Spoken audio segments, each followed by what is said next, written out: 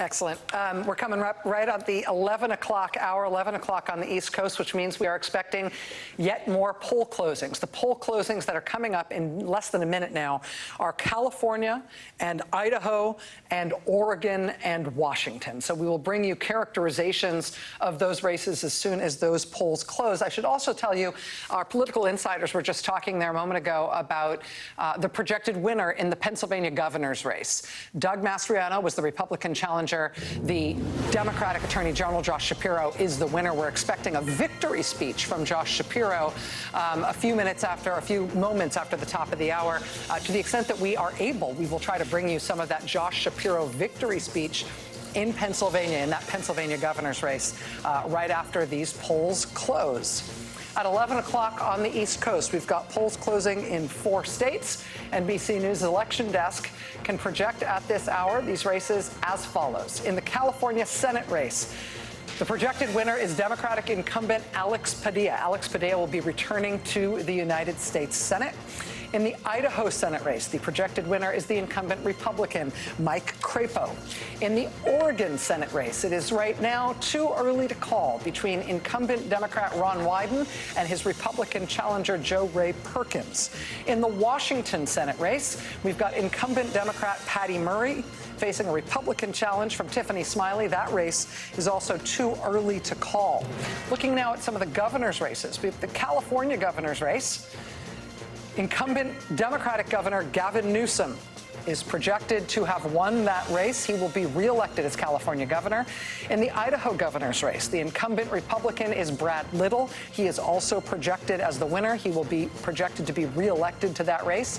And in the Oregon governor's race, which is a very interesting one, it is too early to call between Democrat Tina Kotek and the Republican Christine Drazan. Now, again, in that Oregon race, it's worth watching a third-party candidate who may be determinative in that fact, but we shall see. In the Wisconsin Senate race, recapping some of our previous races here, but actually this one is a change in characterization. This one previously had been too early to call. It is now too close to call in Wisconsin between incumbent Republican Ron Johnson and his Democratic challenger Mandela Barnes. In the Georgia Senate race, it is too close to call between Herschel Walker and Raphael Warnock, with about 86% of the vote in. In the North Carolina Senate race, with just over 90% of the vote in, it is too close to call between Republican Ted Budd and Democrat Sherry Beasley. In the Pennsylvania Senate race, we've got about 71% of the vote in. It is too early to call between John Fetterman, the Democrat, and Republican Mehmet Oz. And in the Arizona Senate race, we've got 51% of the vote in. It is too early to call between Democratic incumbent Mark Kelly and Republican challenger Blake Masters. At this hour, this is the control of the United States Senate. The Republicans holding 45 seats, the Democrats holding 44, with that dwindling number of undecided seats. 11 Senate seats still to be called. There is one House race that we want to point out here. This is the Vermont at-large House race. And the reason that we are highlighting this race in particular between Becca Balint and Liam Madden, Becca Balint, the Democrat, and Liam Madden, the Republican, is that in this race, if Becca Balint wins this, she will be the first person ever elected to Vermont while being female. We have never had a woman elected either to the House or the Senate from the great state of Vermont. If Becca Balint wins this race, she will make history in that way in Vermont. Do we also have a characterization on the Vermont abortion race? We'll get back to that in just a moment. We have a call in a governor's race in Georgia. Incumbent Republican Brian Kemp is projected to be reelected as Georgia governor. Democrat Stacey Abrams was his challenger, but Brian Kemp will return to the governor's mansion in the great state of Georgia. And as I just mentioned just a moment ago, we're keeping an eye on some of these abortion measures around the country. Vermont is one of 3 states where voters were asked to enshrine reproductive rights, reproductive liberty in the state constitution. That has won in Vermont. The yes vote is a vote to enshrine abortion rights in the state constitution in Vermont. That measure has won in Vermont. Ooh, lots going on there. In terms of, I mean, at this point, the fast and furious nature of this is starting to feel slightly overwhelming. Although I think we're getting a stronger sense of some of these contours. Well, and you mentioned Josh Shapiro will give a victory speech. It'll be interesting to hear if he mentions a call from Doug Mastriano. He was one of the election deniers and MAGA candidates who had said he may not accept, he said he would not accept the results of the election. So usually the first thing that a victor says is, I got a nice call from my opponent. We'll be waiting to see if he says that. Remember when the candidates used to wait for them to call? Right. It would be rude of me to give my victory speech if I haven't gotten my concession phone call yet. We're past that, I guess. Joe Biden's still waiting for his call. I want to just reiterate, we have the J.D. Vance call in Ohio, which Trump will claim as a victory. But beyond that, Dan Cox, Maryland, Don Bolduc, New Hampshire. Mehmet Oz is facing a tight race in Pennsylvania. This is the candidate that Trump went to the mat for after David McCormick effectively begged Trump for the endorsement in Pennsylvania. Might have run a better race than Mehmet Oz has run. Walker. We're talking about, what is the difference? I don't have that. Very tight race in Georgia. These are Blake Masters. These are people. These are Trump. This is Trump's team. Yeah. And they are not performing to the degree that I believe Donald Trump had hoped they would. Michael Steele did mention where you spend your money and how this is important. I mean, the DNC threw $90 million into just ground this time. That's 3 times more than they spent in 2018.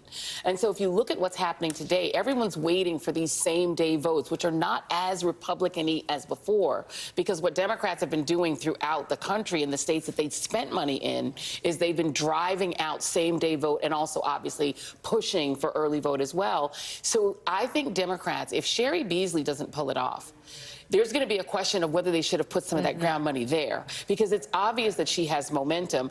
There's going to be a question of whether they should have put money in Ohio, because they didn't fund that candidacy either, because it looks like what's helping Democrats. One of the things that's helping them, one of them I still say is abortion and people's passion on that. 2, young voters, younger voters who are passionate about abortion. Young voters are coming through for them, but ground game, and where they spent their money and where Democrats invested, it definitely appears in House races and in some of these statewide races. On the House races, on that point, I'm still a little shook by an interaction I had a few moments ago with Steve, in which I said, is it even possible that Democrats might hold control of the House? And Steve seemed to suggest, I think, I wasn't dreaming, right? That actually happened, where Steve was like, yeah, that's within the realm of possibility. Steve, can you do that again? Can you just tell me what you meant? Yeah, the answer is yes. They have a chance. And I mean, we could just take you through it again. We've been stressing this all night. We rank these districts by vulnerability for Democrats, okay? Democrats, the Republicans need a net gain of 5 seats. And we said at the start of the night, Republicans had basically drawn themselves 5 seats. They won those 5 seats relatively early in the night, and you still haven't seen any other calls in this category.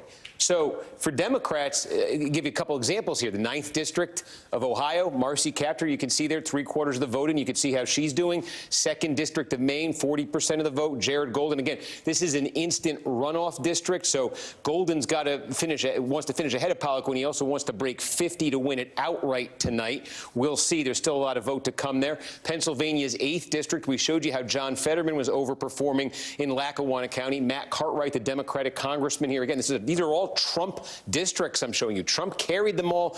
Democrats represent them in Congress right now.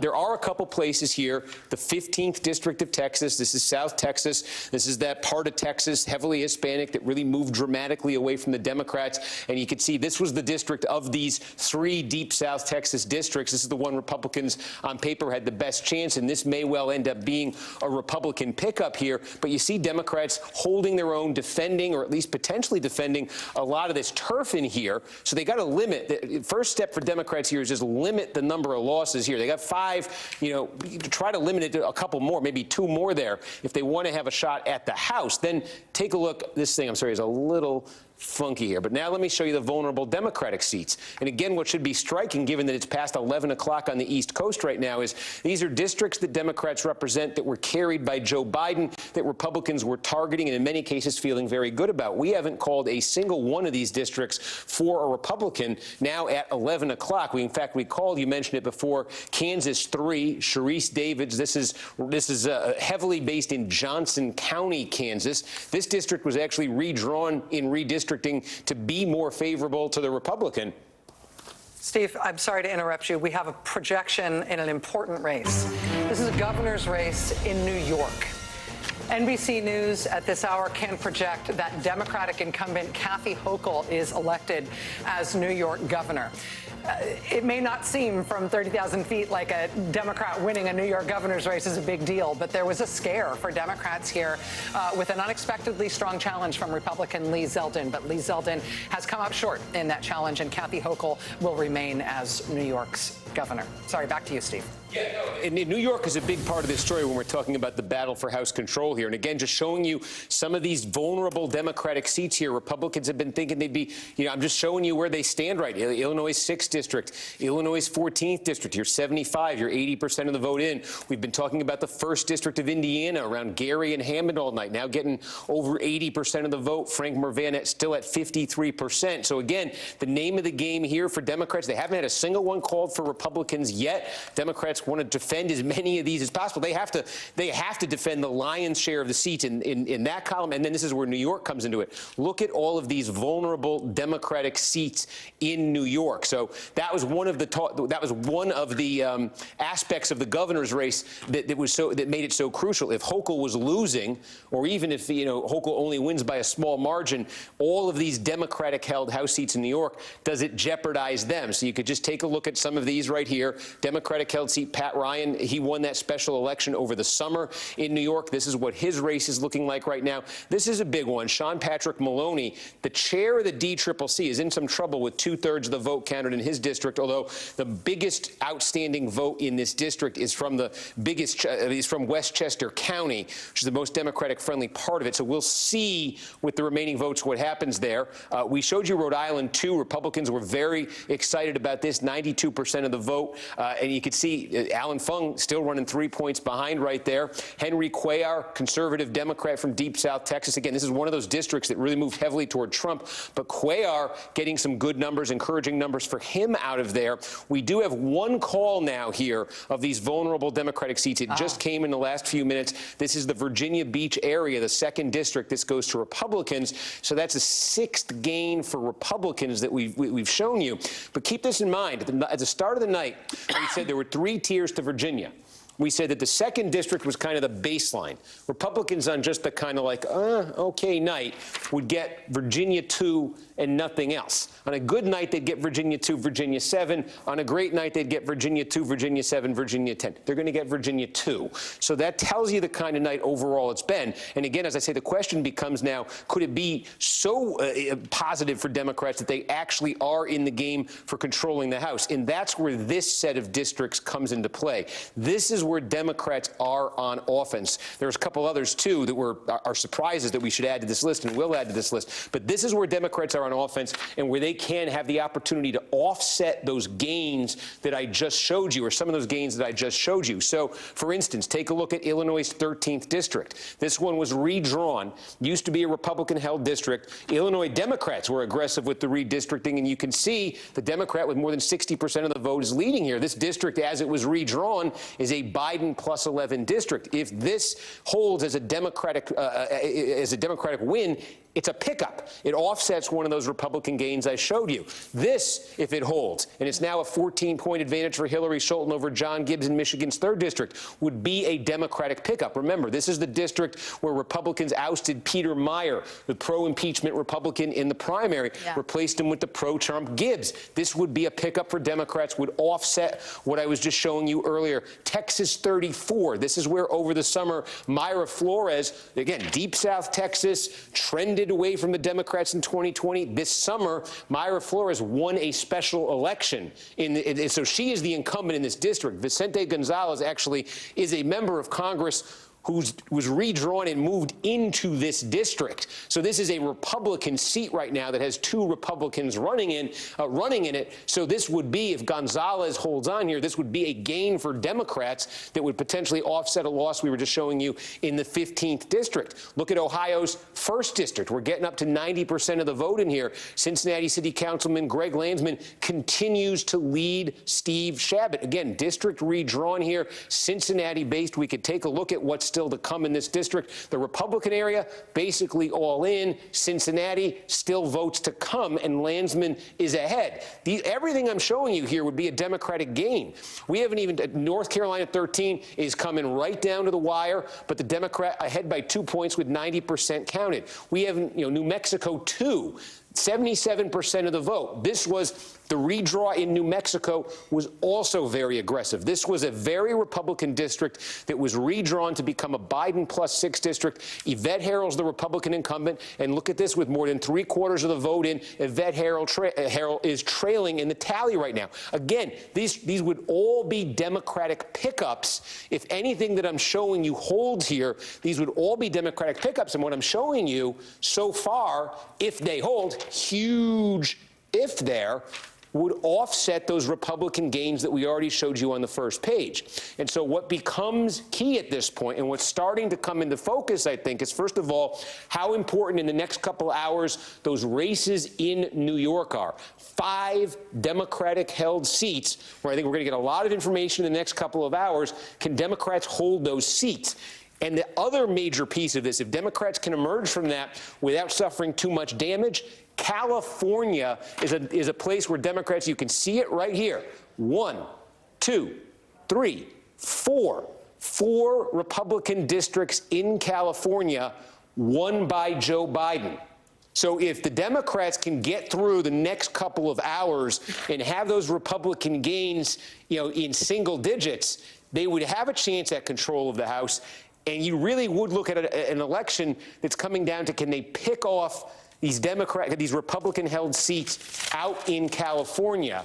And I'd warn you ahead of time, if it does come down to that, the count in California really is a slow one. It will take weeks. And if we're in a situation where this is just a couple of seats, these are the districts that are going to decide it. And it would come down to weeks. Steve, I have to ask you about one other one, just because I'm desperately curious before we go. Can I ask you about Colorado 3? I was curious I'm myself. sorry. And you notice what a surprise that was to us. We didn't have it on that list there, but take a look. Almost nothing has happened since we checked in.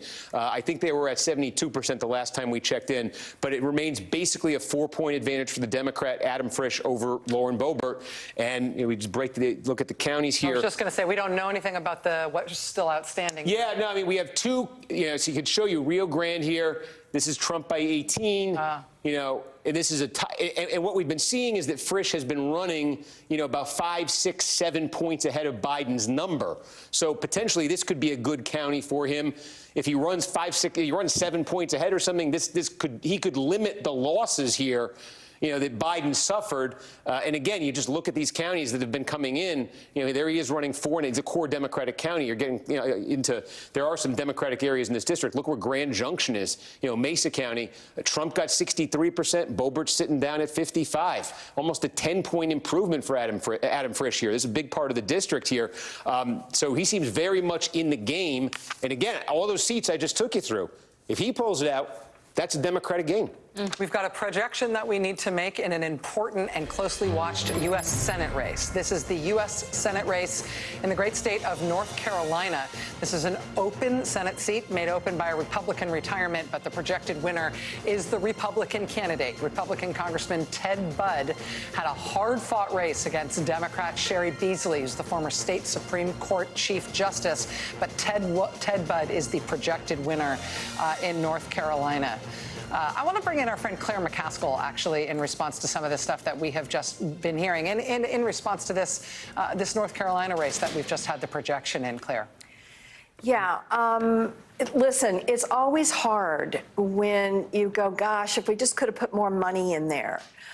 But let's keep in mind where the investments were made and the results that we are seeing.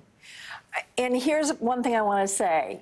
If we pull off Arizona and Nevada, which my sources tell me it looks very good, both places. If we win those 2 seats and win Pennsylvania, which also looks good, then if there's a runoff in Georgia, it's not for control of the Senate.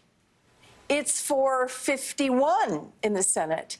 And will all those voters in Georgia who are holding their noses and voting for Herschel Walker just because they want Republican control of the Senate, Are they going to be excited about coming out and voting for that guy standalone if the control of the Senate has already been decided?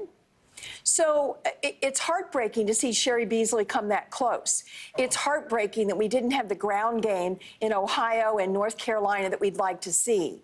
But it just shows us that we can't give up on those states, especially North Carolina, because that's a state that should definitely be in play for the presidential. Overall, Rachel, it's been a good night for women.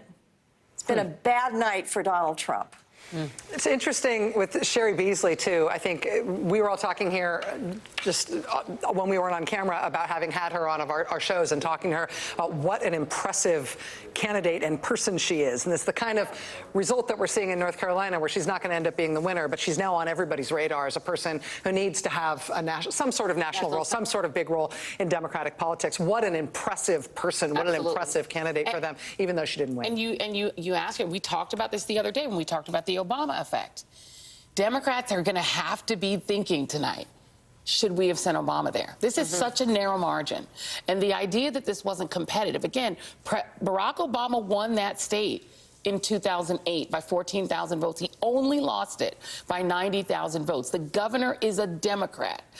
Democrats have to start rethinking what they think are winnable states. They're so fixated on states like Florida. North Carolina is the state where they should be investing. The $90 million they spent on ground, this was a state that didn't get the attention and the investment. I think toward the end, Sherry Beasley was basically out of money. And so the reality is, if you think about how the ground game has worked for Democrats and how spending on ground has really done wonders for them in all of these states where they, you know, the sort of narrative was that they were going to get washed out in some red wave, which I think was BS, honestly. In this state, I think this was a winnable state. This one is sad. I have to interrupt with a characterization. NBC News at this hour can now project in the Senate race in the great state of Oregon that incumbent Democratic Senator Ron Wyden has been reelected to the Senate in Oregon. We also have an interesting projection in the governor's race in Oregon. And this is one that everybody's been talking about as the sleeper race of the year. And with that many people calling it that, it's no longer that much of a sleeper. But in this case, we've got the Democrat Tina Kotek, the Republican Ms. Drazen, and the independent candidate Ms. Johnson. And in this case, this is now considered to be not too early to call, but too close to call. It is a change in the characterization of the race. This is a very unusual set of dynamics in this race. Republicans had been hoping that this dynamic might result in Oregon picking a Republican governor, which seems strange given the overall blue cast of the state. But right now, this is too close to call with half of the vote in the state of Oregon. We also have an interesting House race in which we can now make a projection. Steve has been talking about this all night. This is the 9th congressional district in the great state of Ohio. Veteran Democratic incumbent Marcy Kaptur facing a Republican challenge from J.R. Majewski, who made a number of statements during the course of the campaign that caused even the House Republican Campaign Committee to abandon him. That may or may not have made the difference, but Marcy Kaptur is going back to the House. We have one other characterization that we can now make, just coming in right now, in the Washington U.S. Senate race, Democratic incumbent Patty Murray. This was not a shoo-in race, but Democratic incumbent Senator Patty Murray will be returning to the United States Senate. This is the new characterization in the Pennsylvania Senate race. It is too early to call, but I want to make sure that I get this right. John Fetterman is now described by NBC News as being in the lead in this race. I want to go back to Claire McCaskill on this, given what we were just describing. Claire? Yeah, so it's really interesting, isn't it, that we had the Republican scare right around Halloween, where all these Republican polls came out and really shift the national media narrative to this, oh, you know, the sky is falling and, you know, Patty Murray's in trouble and, you know, they could even pick up Connecticut and blah, blah, blah, blah, blah. Well, as it turned out, those Republican polls were modeling wrong. Patty Murray is going to win comfortably. We did not have the scares that we thought we'd have. And we're talking about beating Lauren Boebert in Colorado. I mean, this is very, very good. And abortion was on women's minds in this election. People tried to say, oh, it's crime, it's the border, it's not abortion. No. You've got Kentucky. I mean, the last time I looked, I don't know when you guys looked last, but the last time I looked, 53% of the voters in Kentucky are saying to protect women's freedoms when it comes to their reproductive health and abortion. This is a problem that the Republicans are going to have going forward because the extreme elements in their party aren't going to give up on this. They're not going to say, oh, yeah, we were wrong about this issue. They're going to keep driving to make all the laws in the country as bad as they are in my state. This is not a winner for the Republican Party, and I think it was one of the big motivators for the young voters that turned out for us like they never have before. It appears right now that is the case. You know, it's interesting, Claire, I'm glad you brought that up about that abortion ban. We've got Kentucky and Montana. Both, they're not similar legislation, but they're both anti-abortion legislation that voters are going to be looking at tonight. And then there are 3 states where there's pro-reproductive rights measures. We've already seen one call on one of those measures in Vermont. But there will be a lot to parse here. This is the status right now in Montana. Again, only 16% in here.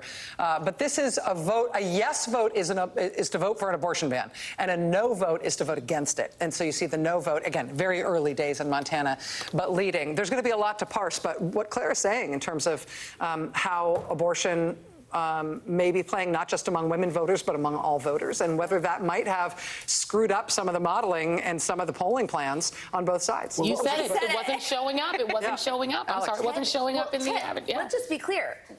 There's the reality of what's happening tonight, and then there's the reality of where the Republican Party is and who the stakeholders are. Ted Budd, who just won the North Carolina Senate race, was the co-sponsor in the House of the 15-week abortion ban. This person is now in the Senate. The GOP is going to have to reconcile what they have been on record, the legislation that they have proposed, with the political reality that is emerging tonight, which is that the voting public and the Republican Party are not on the same page when it comes to reproductive rights. That has never stopped or slowed the Republican Party before. But at the level of extremism that we are now seeing, the power of them to actually enact some of this stuff at the state level, I mean, they got to put the rubber is meeting the road. So and their base is going to demand more because the other co-sponsor of that Lindsey Graham bill is named Marco Rubio, who is going back in the Senate, and they are going to be politically incentivized to go forward because the people in the anti-abortion movement, they don't want to just have a few states that have abortion banned. They want it banned, period. They are abolitionists in their minds. That's what they call themselves. And they are going to push and push and push. They're not going to be satisfied. For people to think the steam is now out of the kettle because they finally got Roe overturned, you're wrong, because think about what they've said. They've said that abortifacients include birth control. IUDs are abortifacients. IVF is abortifacients. You think they're going to stop just because they've gotten the Supreme Court? No. And Lindsey Graham is the person who has no filter. So he just said it out loud and then put a bill together. And a lot of the Republicans, to your point, who are winning are co-sponsors of that bill. The woman who got more votes than any other woman running tonight is now the elected governor of New York. And her challenge in this campaign was getting voters in New York City to get out and go vote for governor, because it's something, because it happens in the off-year election. It doesn't happen in presidential elections. It's one of the challenges. The media, especially the New York media, was able to imagine that she was somehow being challenged, especially on this issue of crime in this race. It's not going to be close. She's crushing the Republican candidate. And one of the ways she did it was make it very, very clear what the abortion rights mean in New York State and what it means to have her as governor instead of this Republican governor. And so the issue played all over this map in ways that won't leap out at you. Like really, New York, why would they care about that? Well, there were voters who went to the polls today in New York City who only went because of Roe versus Wade. Right. And Kathy Hochul's number, she was going to win. Nothing was going to prevent her from winning, but the margin might have been somewhat more narrow. The crime thing, by the way, let's note, was a complete mirage created by $11 million thrown in there by Ron Lauder, who was very positively profiled in the New York Times the other day, just before the election, in an article in which he actually said He actually said, I'm going to read it, a quote, "You couldn't pay me to get on the subway." Yes. I got on the subway. It turns out you can't pay him to do anything because his mother made so much money, he has never had to work a day in his life. But this, Ron Lauder's imagination of what happens in the subway is different from the 3 million New Yorkers every day who use it every single day. And they showed up at the polls today and said, this is who the governor is, and that crime issue just evaporated. Let's go now to Pennsylvania, where Josh Shapiro is giving his victory speech. Let's listen to a little bit of this. We're going to have to take a break on the other side of it, but we'll be right back. They have sacrificed so much to give me this opportunity to serve. And we have a family that has been with us all together, making that sacrifice possible. I'm so grateful to my mom and dad, Judy and Steve. I'm so grateful to Ellie, Saul, and John. And I am so profoundly grateful to my brother and sister, Adam and Rebecca, and their wonderful families. We are all about family, and they have always been there for me. And I love you all so very much. I'm also profoundly grateful to have a partner in this process, a history-making partner in this process, our next Lieutenant Governor, Austin Davis. Austin and Blair have become friends to me and Lori, and they will soon be friends to all Pennsylvanians. And Austin will redefine the role of Lieutenant Governor, mark my words. So for these last 13 months of this campaign, I spent a whole lot of time crisscrossing the Commonwealth, showing up at your hunt clubs, your union halls, having an opportunity to talk to you on your street corners and in front of our schools. And I want you to know I've done a whole lot of listening and a whole lot of learning and a whole lot of growing as a result of those conversations. You've helped me by sharing your hopes and fears, your dreams and your worries. You have helped me become a better man, and you have humbled me along the way. Rural, urban, suburban folks across this Commonwealth who I've had the opportunity to talk with, you know, they basically all want the same thing. They want a real opportunity for good schools, safe communities, and an economy that just gives everybody a shot. No matter how different our Commonwealth looks, no matter how different the terrain is, those are the basic values that every single Pennsylvanian has a right to and that I'm going to fight to deliver for.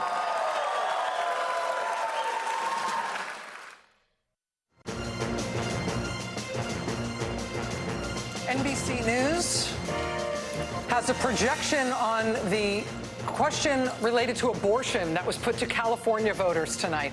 A yes vote was to enshrine reproductive rights, reproductive liberties in the state constitution in California. NBC News projects that that abortion proposition in California succeeds. It is yes to add reproductive rights to the state constitution. Similarly, in Vermont, NBC News projects that Vermont voters have also chosen to enshrine reproductive rights in the state constitution. There are 3 other states in which this is being considered one way or another tonight on the ballot. In Kentucky, voters were asked to vote for an abortion ban. Right now, with 77% of the vote in, Kentucky voters seem to be voting no, but it is close. Again, a no vote here is no. It's a vote against a new abortion ban in Kentucky. A yes vote is for abortion to remain legal. In Montana, we've got less than 20% of the vote in, but this is similar. You can think of this similarly to what we're seeing in Kentucky. A no vote here is a no vote against a new abortion ban in Montana. A yes vote is a vote for the ban. In Michigan, this is a very closely watched one in Michigan. Michigan, like California, like Vermont, a yes vote would enshrine reproductive rights in the state constitution. Right now, with just over a third of the vote in, This proposal appears to be leading, again, with only a third of the vote in. We can't really say. But these are the results thus far in Michigan on enshrining the right to an abortion in the state constitution. You know, all 5 of those states are doing this somewhat differently. In California and Vermont, it's pretty close to what they're doing. But this is, I mean, we'll see when they're all done, but it looks like, at least right now, it seems like they might all go the same direction. The Michigan one I've been watching very carefully because of the way opponents of a measure to guarantee a right to abortion in Michigan have campaigned against it. They've been running ads saying that a vote for this, which would enshrine abortion rights, is a vote for forced sterilization, medical sterilization of girls, of children. What? These have been just completely fabricated. Yeah. And this has been the line from opponents of this measure, and they've put a lot of money behind it, and they've been running ads on it. It has been a campaign riff that various Republican candidates have engaged in. And I didn't know if the dog would hunt, right? Like, the ads look scary. Like, if you don't know what, if you don't know what it is, like a syringe coming at your daughter. We'll see what ends up happening. I can see why they would want to do that because they don't want to talk about abortion. They don't want to talk about abortion, but also I think they understand. You know, one of Gretchen Whitmer's biggest benefits to her campaign is this. Yes. Right. So this being on the ballot. Remember back in the day, in the early aughts, putting gay marriage bans on. That's how Republicans did in 2004. 8. They put them everywhere. Right, about 8 of them. Now putting the idea of enshrining abortion rights on the ballot, because remember Republicans fought it in Michigan. They didn't want it to get on the ballot. They were afraid of it because they knew that it would help Whitmer get reelected. They tried to stop it from going on the ballot by effectively raising the issue of spacing in the language. Yeah, that's right. The kerning.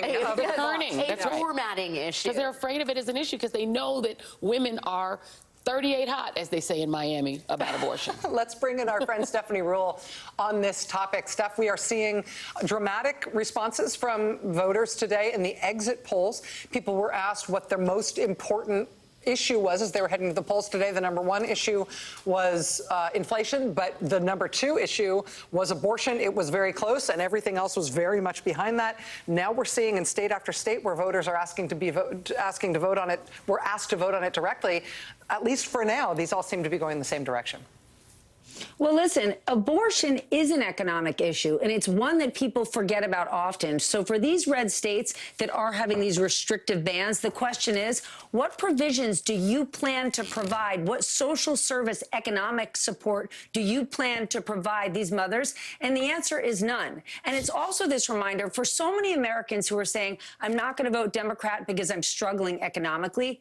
And this idea that Republicans do better for the economy, it's just false. They message better for it, but what they actually do, you've got 2 economies, Rachel. For people that are wealthier, we're out there spending. Demand is high. But for those who are more economically vulnerable, they're going to get more programs cut. They're going to be in a more vulnerable situation, and it's not a positive. And the last point I would make, those who say, yeah, but look at the markets, for example. They were expecting a red wave. That's why they were going up.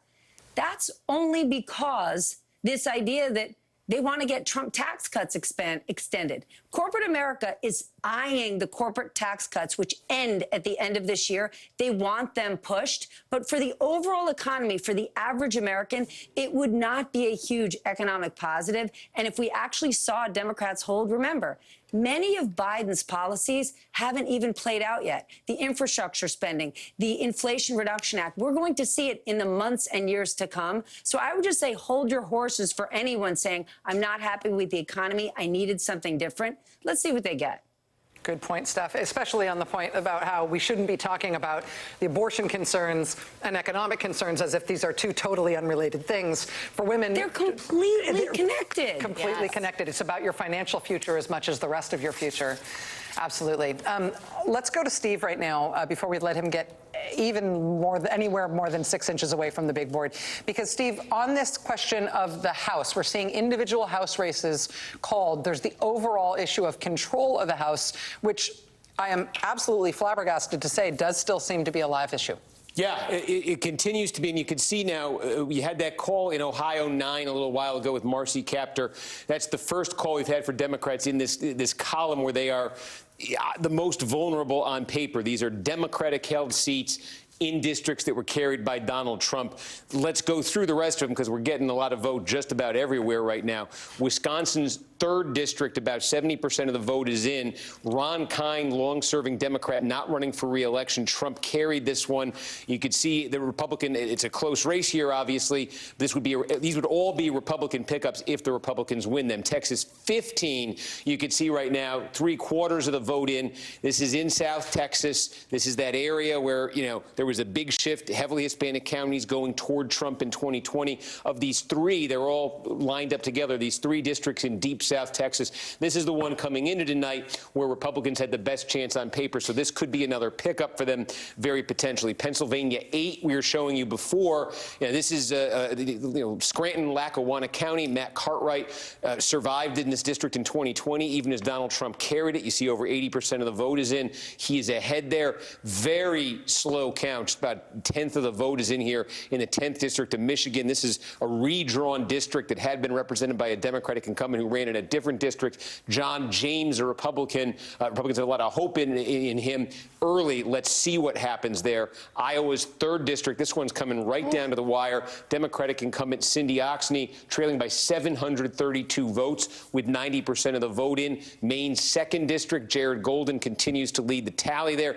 Again, this is an instant runoff voting state. If nobody gets 50, they do an instant runoff vote, an instant runoff in a couple weeks. Arizona's 2nd district. On paper, this was one of the toughest for Democrats to defend. You could see Donald Trump won it by 8 points in 2020 under these new lines. Basically, the tribal lands were taken out of this district, really put O'Halloran at a disadvantage. About half the vote, that initial batch coming in, O'Halloran about a point behind right there. We have this situation in Alaska. This will get started later. This will involve an instant runoff, I believe, on November 23rd, so we could put that one aside for right now. We showed you this next line. These are vulnerable Democrats. Biden carried all of these seats. And again, the only one that has a call right now is for the Democrats. That's in Kansas's 3rd district. And we'll just show you, California, we're starting to get votes in California. Josh Harder, an incumbent, he moved to the newly drawn 9th district to run for re-election. You can see they release, in California, they say it's election season, not election night. So I caution you ahead of time. These are going to be real slow counts in these California districts. But these are now crucial. These are now crucial to the question of House control, because on this panel, you see 4 California districts that Democrats are trying to defend. I think Democrats are probably going to have to go 4 for 4 in these districts to have a chance at the House, but that's what we're talking about right now. The Democrats have a chance at retaining the House. So here's California's 9th. Here's California's 13th district. Here's California's 47th. This is Katie Porter.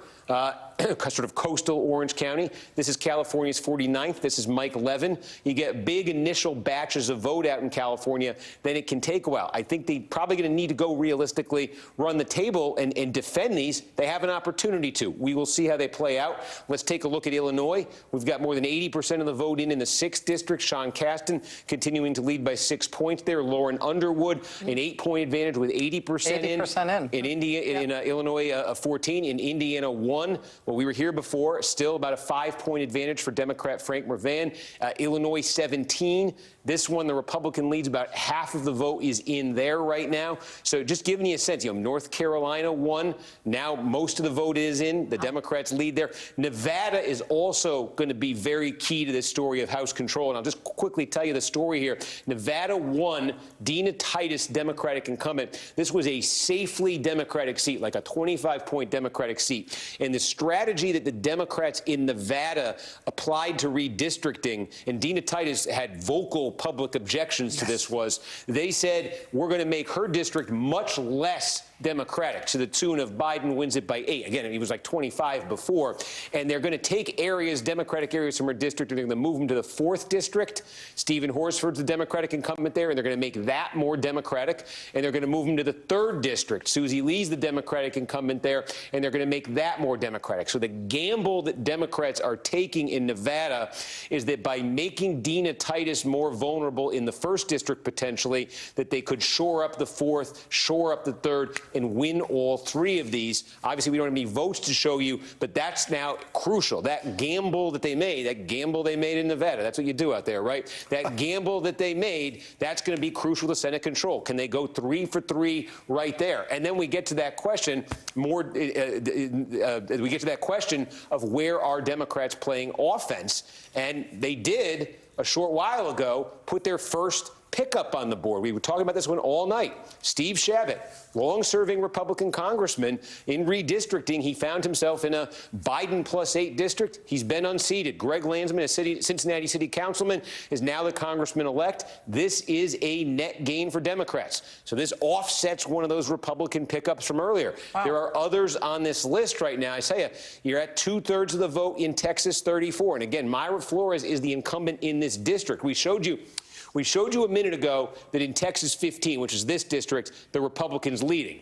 Vicente Gonzalez used to represent the 15th, is now running in the 34th. So if the Republican holds on and wins the 15th, that's a Republican pickup. But Gonzalez is running next door now in the 34th, and Mayra Flores won the special election there. She's the congresswoman who represents the 34th. If Gonzalez unseats her, this is a Democratic pickup here, offsets the Democratic loss in the 15th district. So those are the stakes, right there. That's significant for Democrats. Michigan 3 right now, half the vote is in, double-digit advantage for Hillary Schulten. Again, this is that district where Republicans threw Peter Meyer overboard in the primary. 70% of the vote is in the 13th district of Illinois. This was redrawn to give by Democrats to give Democrats potentially a pickup. Looks on paper right now like they are getting what they were hoping for right there. New Mexico 2, more than 80% of the vote in. Again, redrawn by Democrats to give themselves a shot. What Republicans did in Florida, Democrats tried to do in New Mexico. And look at this. Yvette Harrell finds herself in big trouble with 80% of the vote in. In Nebraska's 2nd district, right now, the lines are redrawn here. But remember, this is that 2nd district. In Nebraska, like Maine, they do the electoral votes by congressional district. Nebraska's 2nd gave Biden an electoral vote, a little different, constituted a little differently. But this one is going to come down to the wire, it looks like, and is crucial here because it's a pickup opportunity for Democrats. North Carolina's 13th. We've been watching it all night. Look at this. Wow. We have almost all of the vote in right now. It has not yet been called, but the Democrat with an advantage here of over 7,000 votes. Now, the elections, this is crucial. You could still have ballots that arrive in the mail after Election Day that won't be added to the tally officially for, I think, about a week in Carolina. So there may be a few more votes to come here. There's still provisional ballots, some military ballots from overseas, very close margin. But this would be, if Nickel can hang on, this would be a Democratic pickup. So you're starting to see on this list, and these are Republican seats that were, carried by Joe Biden. And you also have this list next door. I wanted to show you. And these are the Democratic targets. These are districts here, Colorado 3, About 80% of the vote is in right now. Adam Frisch leads Lauren Boebert by 3.5 points. Starting to get some votes in California 3. Starting to get some votes in California, 41. Ken Calvert, longtime incumbent, his district was changed in redistricting. He's more vulnerable as a result of it. So California and New York are just, the bottom line right now are becoming a huge part of this story for House control. There's 5 vulnerable Democratic seats in New York State. And we just check in on them right now and see any Republican win in the districts I'm about to show you would be a pickup for them. So you start in the 4th district, and with about 2/3 of the vote in, razor thin right here, this would be a Republican pickup if D'Esposito is able to get it. The 3rd district, George Santos leading Robert Zimmerman, about 70%. Okay, then we go up to this one right here. Sean Patrick Maloney finds himself in some big trouble with 3/4 of the vote here. Chairman of the DCCC. Haven't seen the chair of a party's campaign committee go down in a general election in 42 years. That's what he's facing there. Pat Ryan has gotten very close here. Pat Ryan, the Democrat who won that special election this summer. Democrats badly need to hang on to this district. And in the 19th district next door here, again, look at this. 2,000 votes and change. almost all of the vote in. Mark Molinaro, if that name sounds familiar to you, he's the Republican who lost to Pat Ryan in that special election over the summer, now running in the 19th district. If Riley hangs on here, that would count. That would prevent a Republican gain. So Democrats are trying to limit as much as they can what Republicans squeeze out of those 5 New York districts. And I could add a New York area district to this, the 7th district of New Jersey. This one, Democrats are in some trouble in right now, some real trouble in right now. Tom Kean Jr., the son of the former governor, running in a rematch against Tom Malinowski.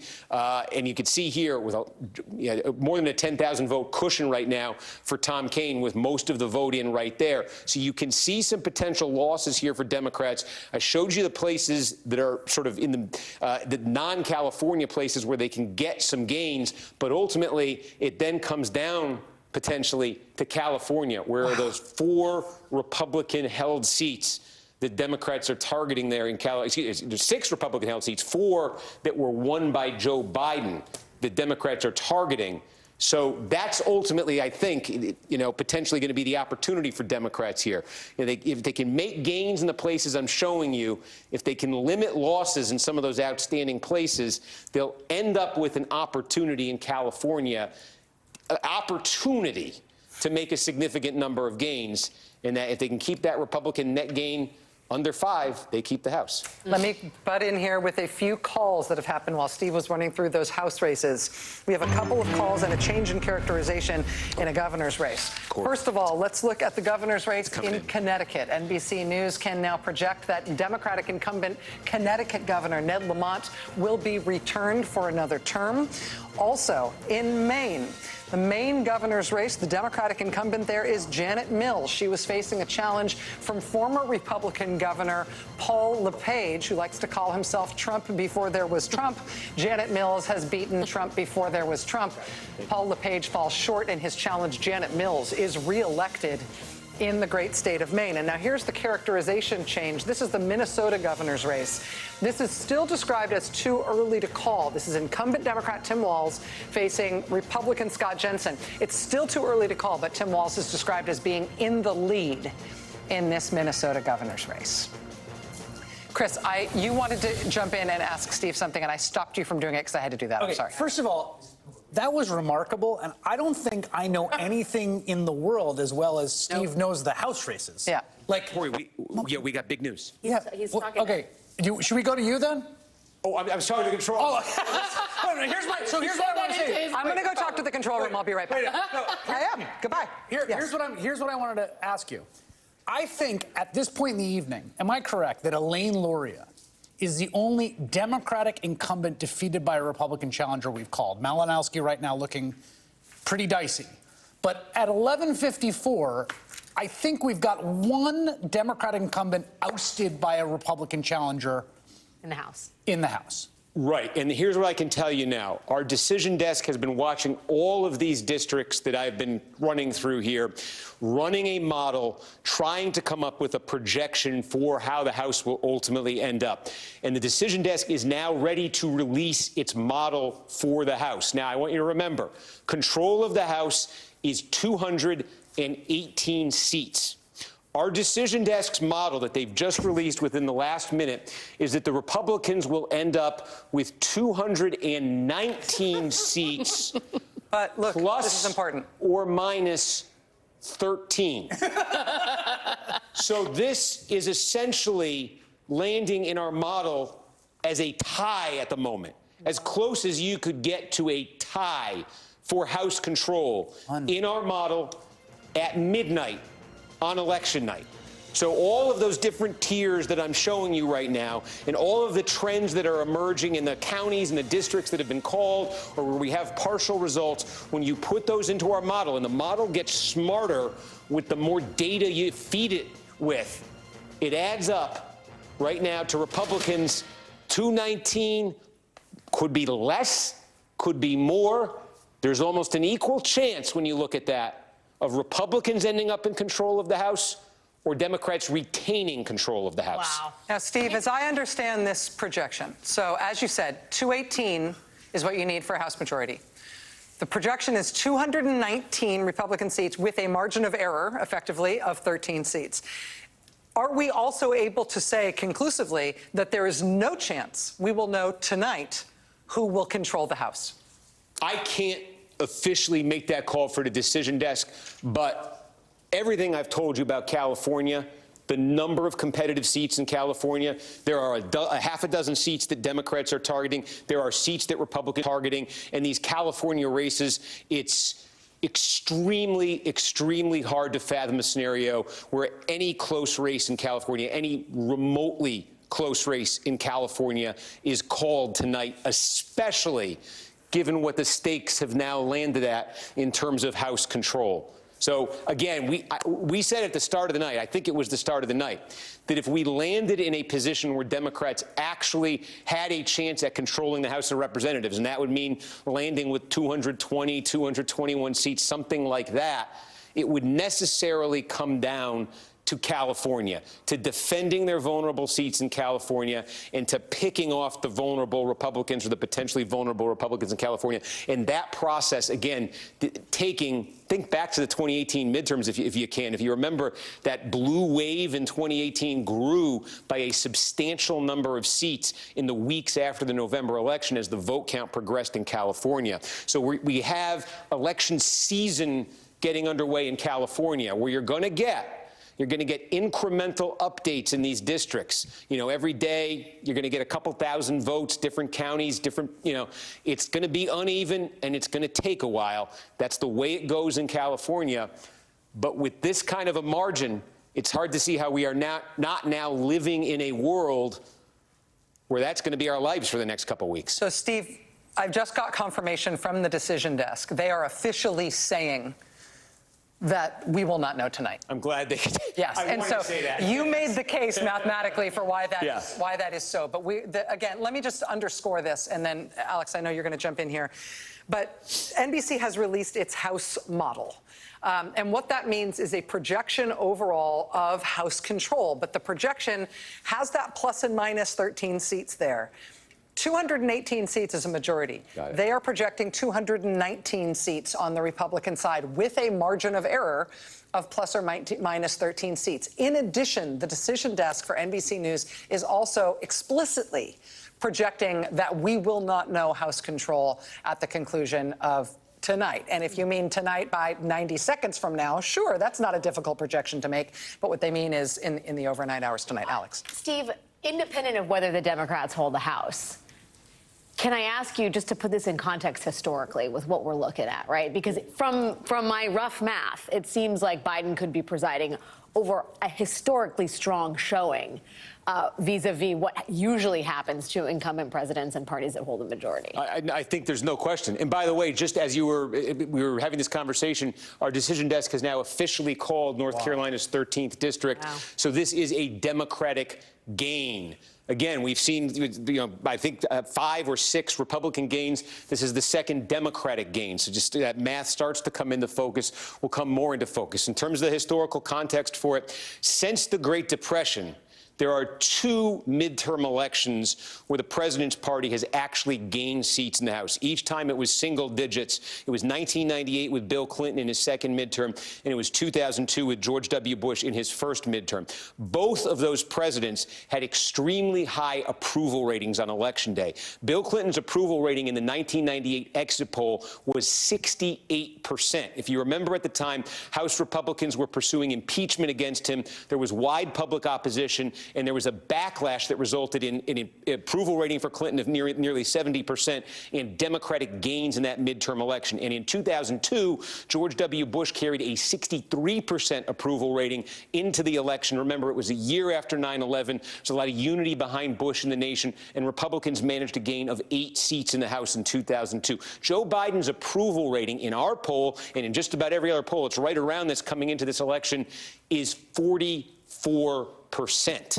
Donald Trump's approval rating in 2018, when his party lost 40 seats, was 45% in our poll. Barack Obama's approval rating, when his party lost 63 seats in 2010, was about 43%. Bill Clinton's approval rating, when his party lost 54 seats in 1994, was 46%. Biden's number, if his approval rating was right in the range where presidents are when their party takes it on the chin in midterm elections. And you compound that with the attitude towards the economy that is coming through in every poll.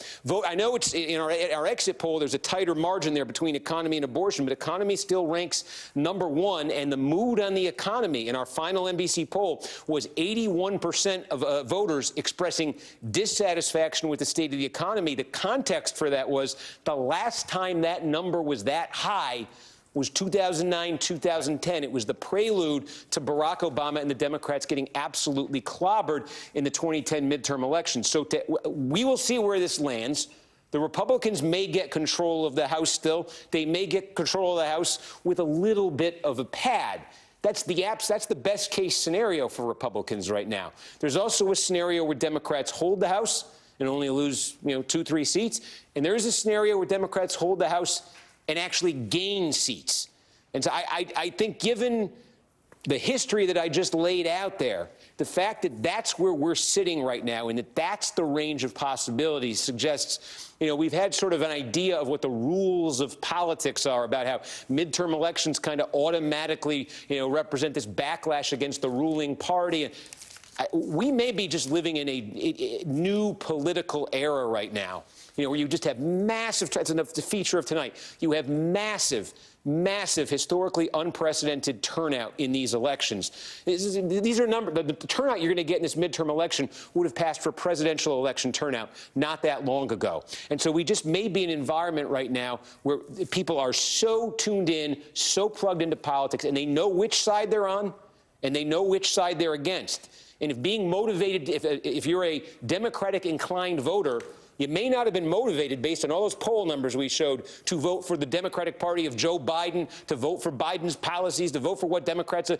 But you may also be motivated to keep the Republicans from getting power. You may be motivated by, this kept coming up in our polling, this label, threats to democracy, as an issue that voters were concerned about. In our polling, it was overwhelmingly Democratic voters who were giving that answer. I think one of the questions raised by these results is the looming presence of Donald Trump.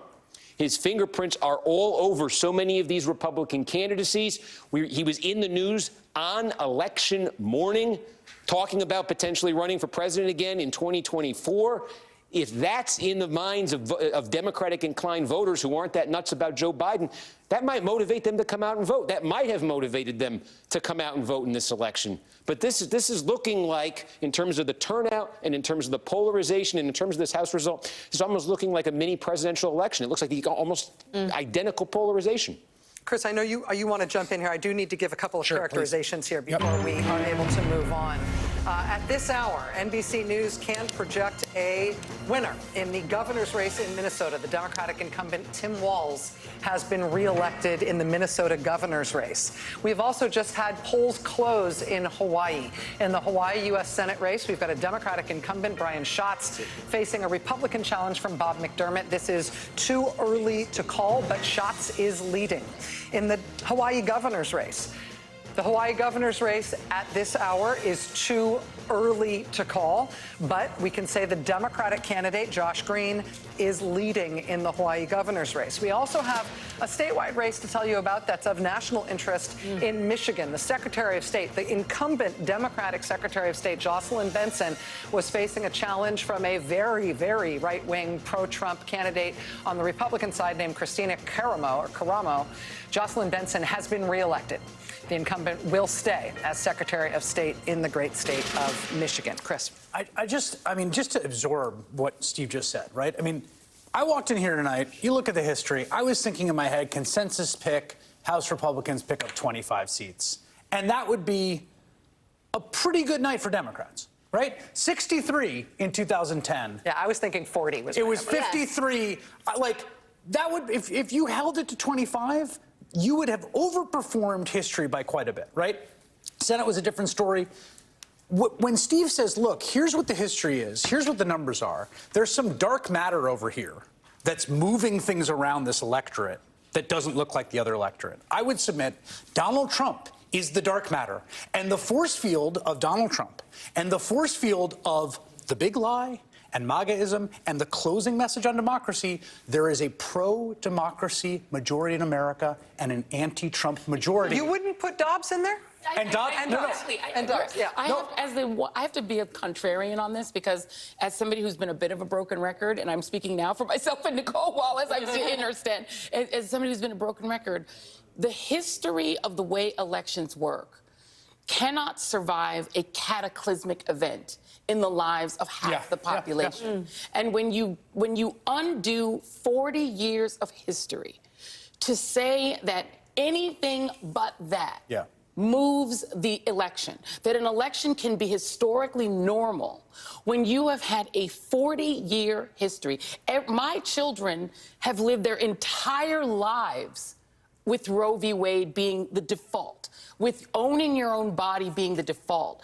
I am just a little surprised that it wasn't really obvious that when you take away a fundamental right from half the population, that the history of the way things work when the president has this approval rating or that approval rating is wiped away. But the polling didn't show it. It didn't, but it wouldn't. And I don't think it can, because if you ask someone if you're in favor of abortion or not, a lot of the people that I'm talking to, that I talked to in Texas, the first person I spoke to in Texas when we got to Fort Worth was a woman who was in the bar. She was a bartender. She couldn't have been more than 22. And I asked her, what issues are important to you? She immediately said, my body, my choice.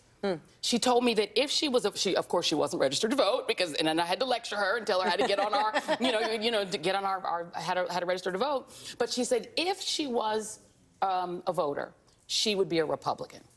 She was conservative. She was against abortion, and she was infuriated that the state could tell her what to do. And the thing is, what Americans react to is the idea that you find it's part of the democracy argument. Josh Shapiro merged them together, I think, in the most brilliant way, that if you don't control yourself, right? Democracy, a little bit cheaper milk isn't going to change the fact that you now don't control your body. This was a freedom versus chattel argument, and I think that is what moved the electorate. There were two arguments the Democrats were centering: democracy and abortion, right? And when you look at the polling and you look at the ads, right, the closing message in the ads, they were centering those, and they had the public on their side in both of them. And I have read 100 takes in the last 3 days about what a mistake this was.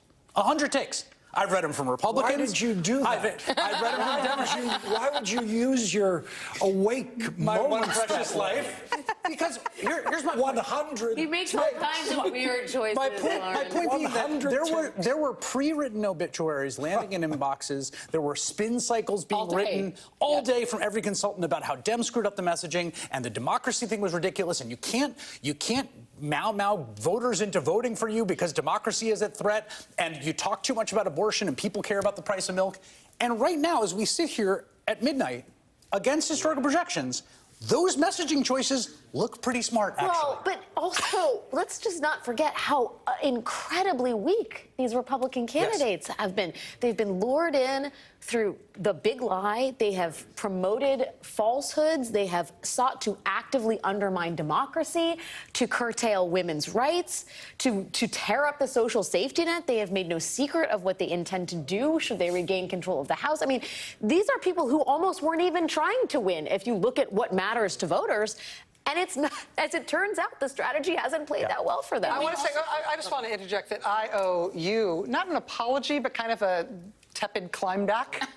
Because you said earlier in the night, Joe Biden... I said it 2 hours too early. You said it 2 hours too early, and I said it is too early in the night to say that. You said that Joe Biden is going to prove to be one of the most successful presidents ever, as measured by the first-term, midterm performance of his party. And I thought that was crazy talk, and I looked at you weird, and I said that's way too early to be saying it, and you were completely right, and I was completely wrong. Well, you were right. It was too early. Steve said it more authoritatively 2 hours later, and I could have easily waited for that. But yeah, I mean, when you've seen these things, I've mentioned it last night, that by far the most surprising midterm election of my lifetime was 1994, where no one predicted that the Democrats were going to lose the House or the Senate. They lost both, lost the House for the first time in 40 years, and not one person predicted it. So when everyone here says, oh, the polls didn't show this, I just can't. I'm sorry, but I didn't read a single poll. I didn't look at one. I didn't read a single take from any of the 100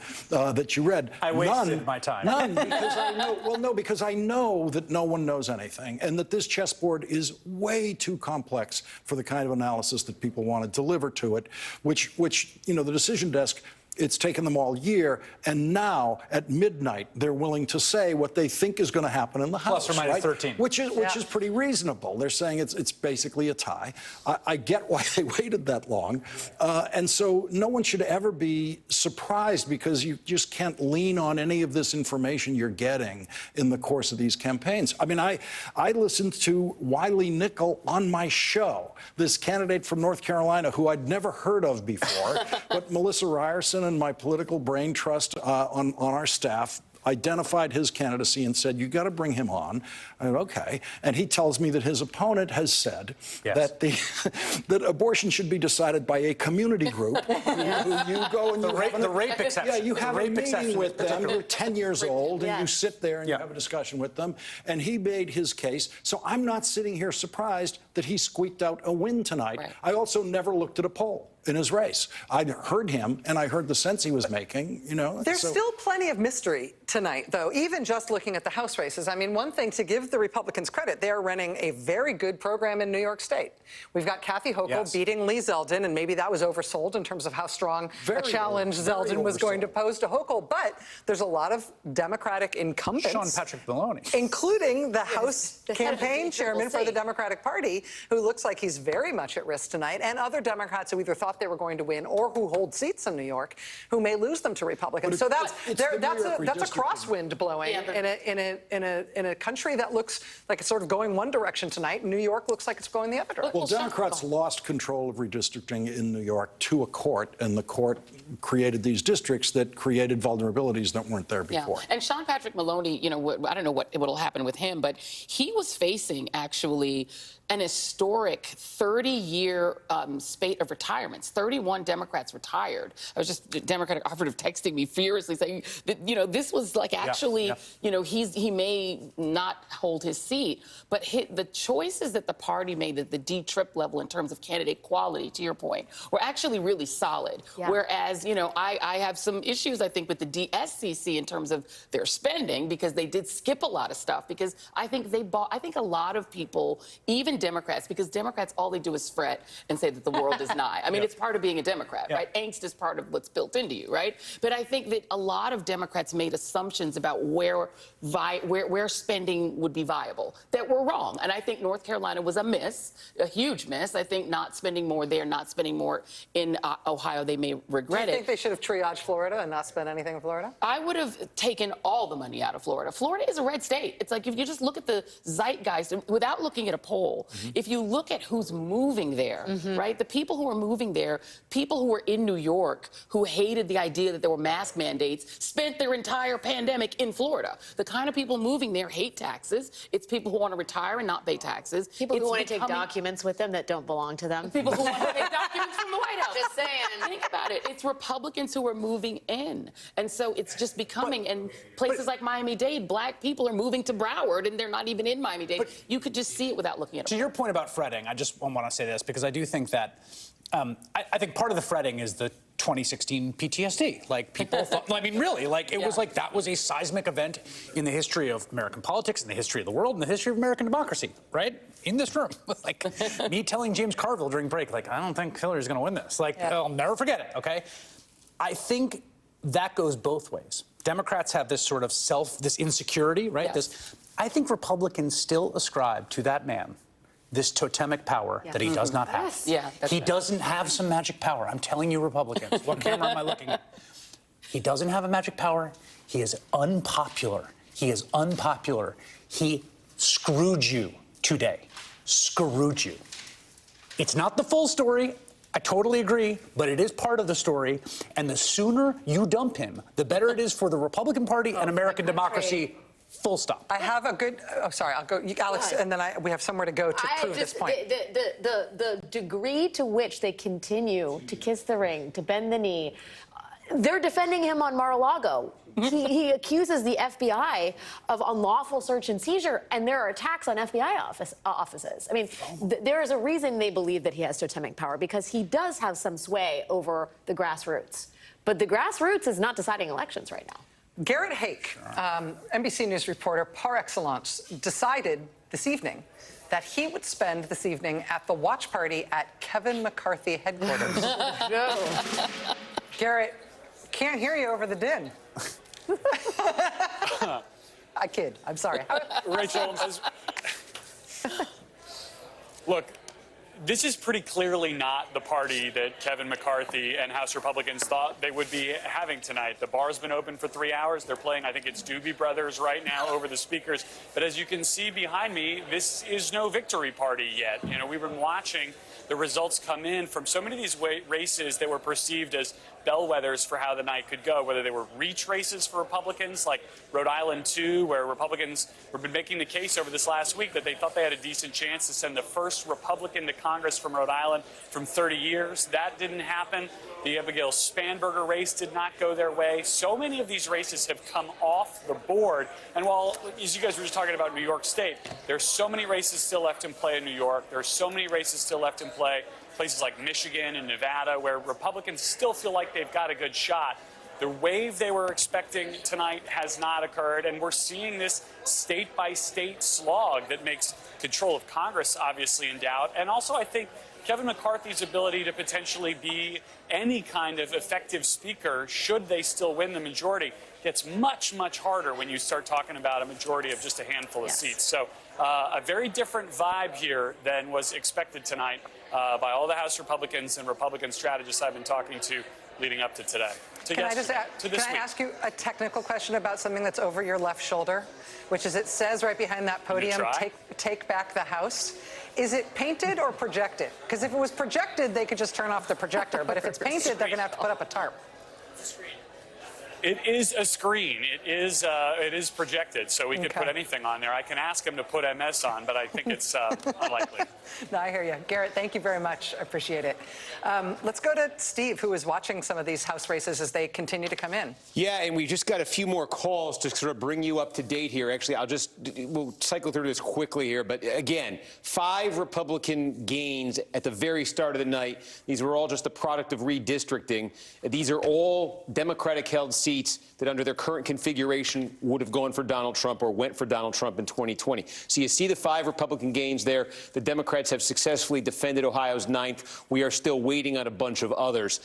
Now, next tier, vulnerable Democrats. These are Democratic seats. They're not Trump districts. They're Biden districts, but they're competitive. We just got a couple calls. Illinois 14, Illinois 6. We've been watching these all night. The 2 Democratic incumbents, Sean Casten, Lauren Underwood, both successfully hold those races.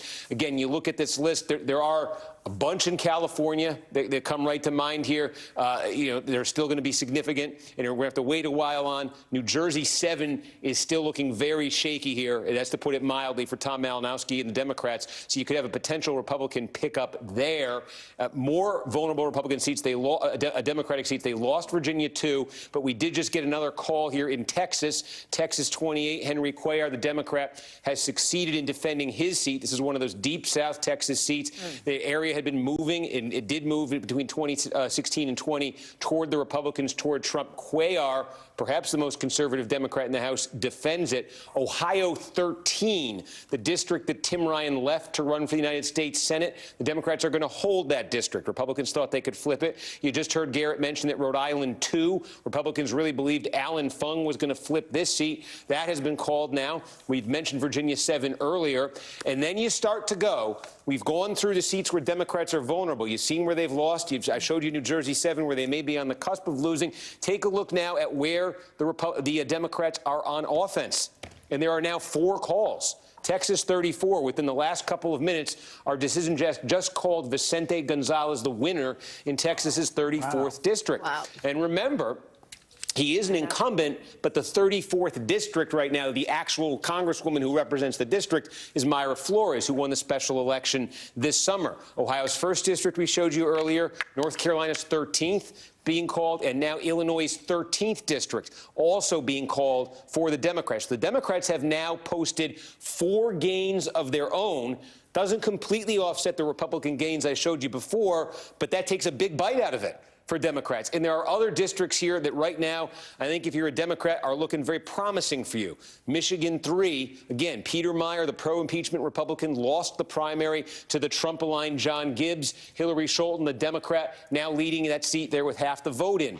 New York 22. This is actually a Republican-held seat right now. The John Katko, Republican incumbent, is leaving it. You can see with 3/4 of the vote in, Francis Knoll, the Democrat, with the lead here of 8 points. Again, if you look at the rest of these New York seats here, there is some trouble. There's some big trouble for Democrats in a number of these New York seats we've been showing you. They badly need Knoll to hang on to that seat, but you do see with 3/4 of the vote in where he's sitting right now. The 2nd district of New Mexico, we're over 90% of the vote in right now. The Democrat leads the incumbent Yvette Harrell by 4 points. Remember, Democrats aggressively redrew the lines here in an attempt to carry it. And again, as you see, 4 California districts here. So 4 Democratic pickups already, some clear opportunities to add to that, and those 4 seats there in California, 4 Republican-held seats in districts won by Joe Biden. And then there is also an additional set of targets for Democrats here, 2 in California, the 3rd district, in the 41st district. These are Republican-held seats. They didn't vote for Biden, but these are Democratic targets. There's Colorado's 3rd district. Now we're at 80%. It's coming in real slow, but you can see Adam Frisch, the Democrat, 3 points ahead of Lauren Boebert, the Republican here. That would be a monster upset, obviously. Washington's 3rd district. The way it works in Washington is I wouldn't expect much more tonight in terms of vote reporting. Once you start getting these votes, they kind of get one a night, and it's also going to take a while in Washington. But this is where Jamie Herrera Butler, another pro-impeachment Republican, was defeated in the Republican primary. So is this a pickup opportunity for Democrats?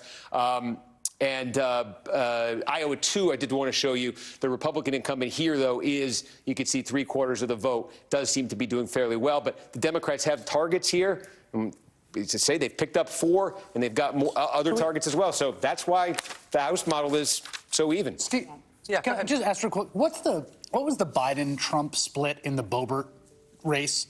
53-45, I think it was. It was 8 points, yeah. Yeah, wow, okay. Let's bring in our friend David Plouffe. We have not yet spoken to David since we had this remarkable news from the NBC Decision Desk. NBC News Decision Desk, they released the House model, just reiterating, for those of you who might have missed it. Their projection is that you need, of course, 218 seats to have a majority in the House. Their projection is that Republicans will have 219 seats, but the margin of error on that, it's plus or minus 13 seats, which means the Decision Desk is saying officially we will not know tonight who will control the House. And mathematically, it means effectively that there's basically an equal chance that either party will end up at the end of the day in control of the House. David Plouffe, this is an ahistoric moment. Well, it sure is, Rachel. I mean, I think it should teach us a lesson that the voters always have the last word, and the voters weren't listening to narratives or pundits.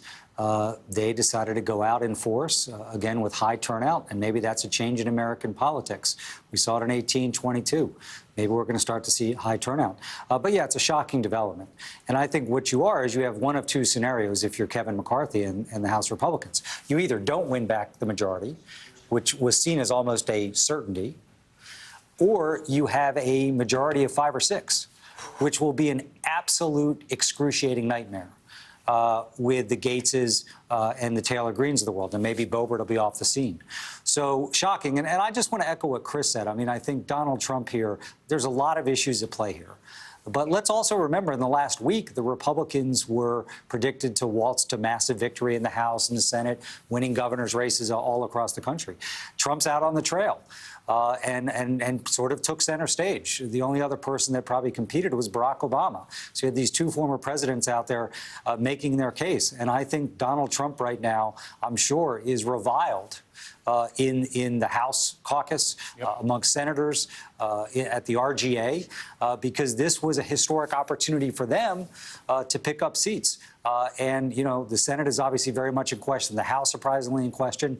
You know, I think they thought they were going to win the Michigan governor's race and thought they were going to win governor's races across the country. So it's a shocking development. But again, I think in either scenario, the Democrats, in a historic surprise, hold on.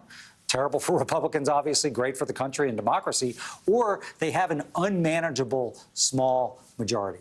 If, in the event of an unmanageable small majority, does that make it more likely or less likely that Kevin McCarthy might not end up being their leader? Well, I think it depends on the margin. I mean, if they win the House by 4 or 5, 6, I think it's very much in question whether he could win that election. Maybe if he gets to 8 or 10, he's got some. Now, even if at 8 or 10 and he gets elected, he's going to be on probation every single day of that miserable tenure. It's just going to be a really awful position for him to be in. But I think that's probably what you're looking at. If they end up with 220, 222 seats, I think it's very much a question whether he could win the speaker's race. Wow, incredible. Steve, let's go back to you.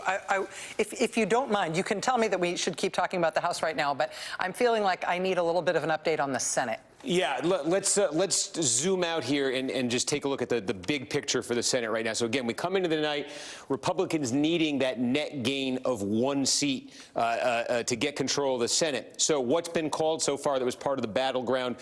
In Ohio, Republicans, J.D. Vance gets called the winner. That's a hold for Republicans, no change. North Carolina gets called for Ted Budd. That's a hold for Republicans, no change. New Hampshire gets called for Maggie Hassan, the Democrat. That's a hold for Democrats. No change. So the battleground now shrinking for the Senate. What are we looking at? Well, first we're looking at, this is a very crucial one in terms of the math, Pennsylvania. And as you said, too early to call, but okay, now here's Fetterman. The advantage right now over Oz, it sits at 35,000 votes with 88% in. Let's take a look here at the Philadelphia suburbs. Okay, these are big, densely populated suburbs right outside of Philadelphia. About 3/4 of the vote is in Bucks County.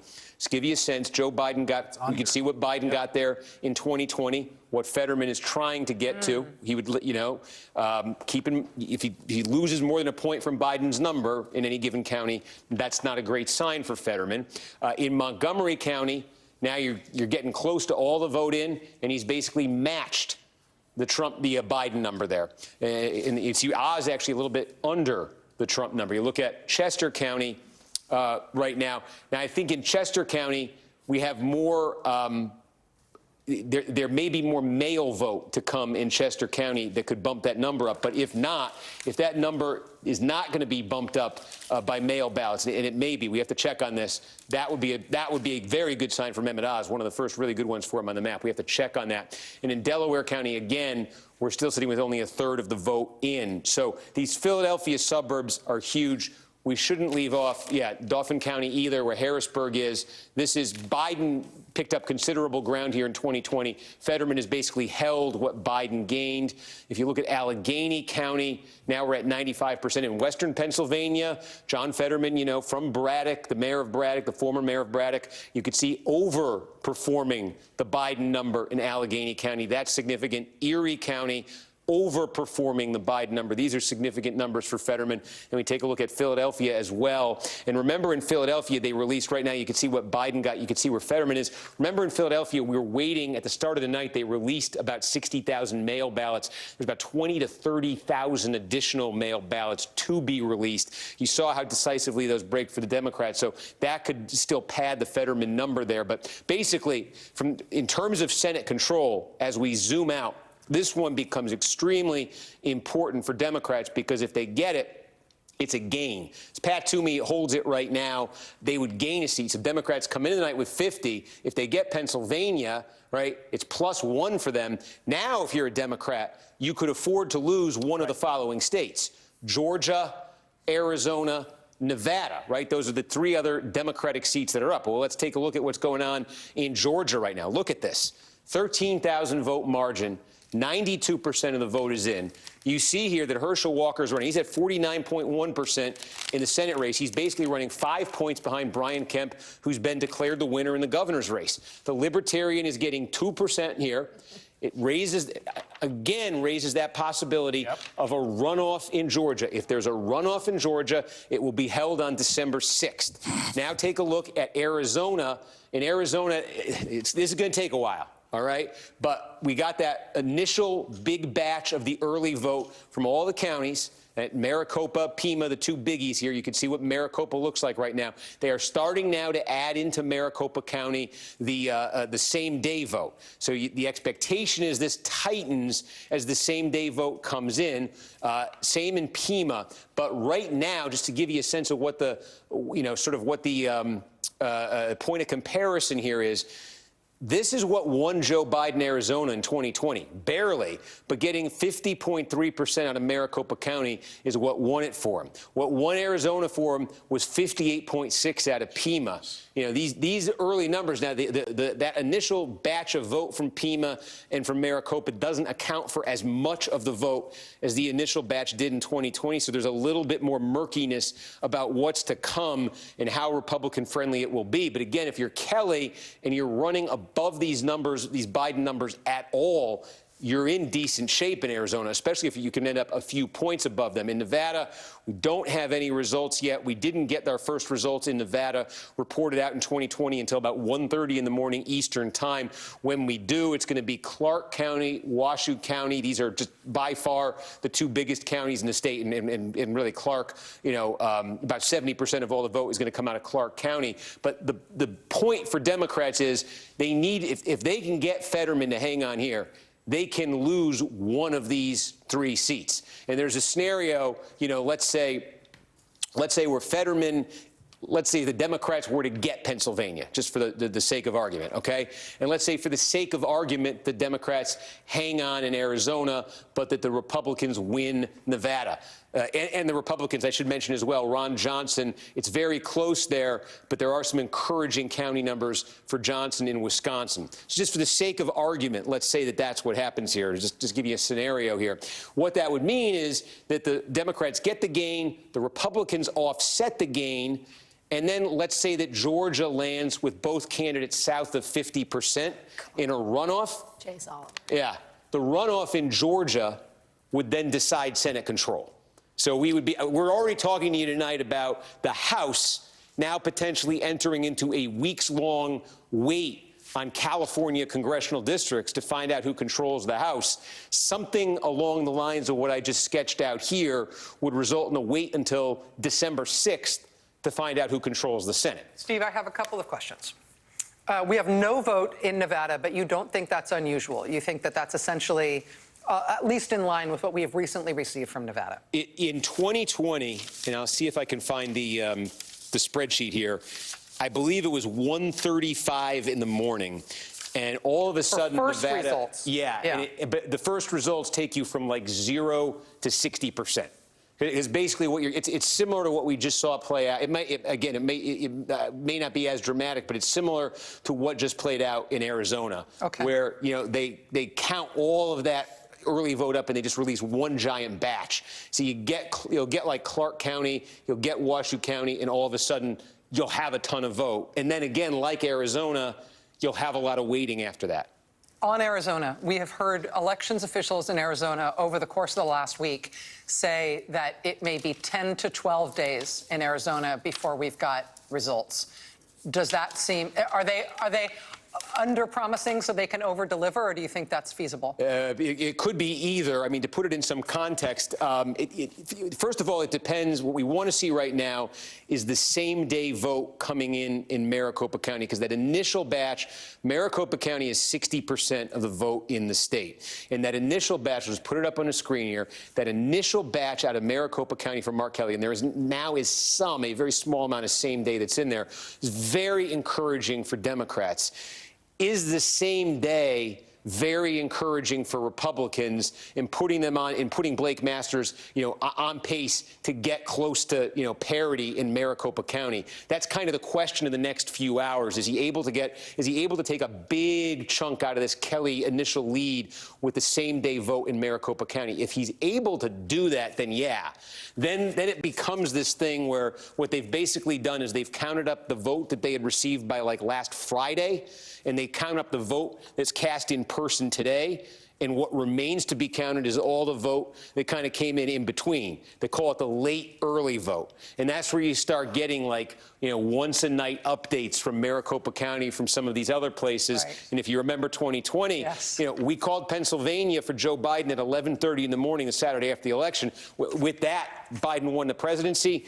We still hadn't called Arizona at that point. So the potential for a long, and I believe in 2018 as well, when Kyrsten Sinema was elected, there was a protracted count too. So we also hadn't called Nevada in 2020 when the president. So these are two states in particular where if it's close, if we're talking about a couple points, it's a long count. Staying in Arizona, can you tell us about the relationship between the vote that's in the Senate race versus the vote that's in the governor's race? Are we looking at similar partisan lean? Yeah, there's a little difference. It looks like. So here's the statewide vote in the Senate race, right? Keep that in mind. So 58-40. Yeah, 40 for Blake Masters. And Kari Lake, it's 3.5 points better. Kari Lake is running 3.5 points better than Blake Masters. So we were seeing that in the polling. The polling was suggesting that Lake was running stronger than Masters. So right now, that's about a 3.5 point difference for her. And again, you just take a look at Maricopa County, right? So she's at 41.9 in Maricopa County, and Masters is at 38.6. Mm-hmm. So a big question for the next couple hours is we just get a sense of this same day vote that was cast in Maricopa County. And are we looking at a closer picture in both of these races in Maricopa County? Because the other one I'd show you too is Pima County. Again, this is where Pima County finished up in 2016. Tucson, is the anchor of it here. It's the second biggest county in the state. I mean, just you add these two together, and that's the clear majority of the state. And again, these early numbers coming out of Pima County are very encouraging for Democrats. But the wild card is let's see that same day added into it, and if that moves this thing a little bit closer to the level we saw in 2020 or in some earlier elections when Republicans have had success in Arizona. But, if you're a Democrat, I think you probably got excited when you saw those early results. And now we need to see what the same day holds. All right, we're going to take a quick break right here. When we come back on the other side, one of the things that we're going to be checking on is how they're taking it on the right. Ben Collins, senior NBC News reporter, has been like white on rice in terms of extremism, disinformation, misinformation, and online hysteria on the right tonight. We're going to check in with Ben on how things look from that vantage point. Stay with us.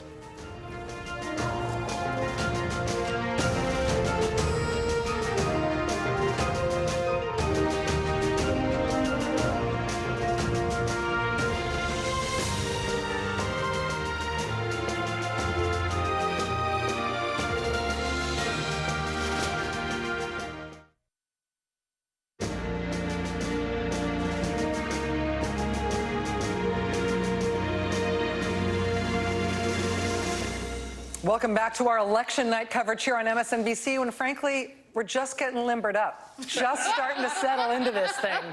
Hope you're getting used to us, because we're not going anywhere. Oh, no. Our friend Ben Collins, senior reporter at NBC News, has been watching the internet. He specializes in extremism and disinformation. We spoke with Ben earlier tonight about how Republicans, and particularly the Trump wing, the sort of Bannon-verse of the of Trump world, are really focusing on Arizona, trying to create panic and fear about somehow the election being messed with in Arizona. Ben, I wanted to ask you for an update on that and what else you're seeing now that it seems like Republicans are having much less of a night than they expected. Yeah, I don't think they had a plan for this, to be honest with you, Rachel. I've been watching all of the most wonderful parts of the internet this evening, InfoWars and the Steve Bannon style shows that he is populating this evening.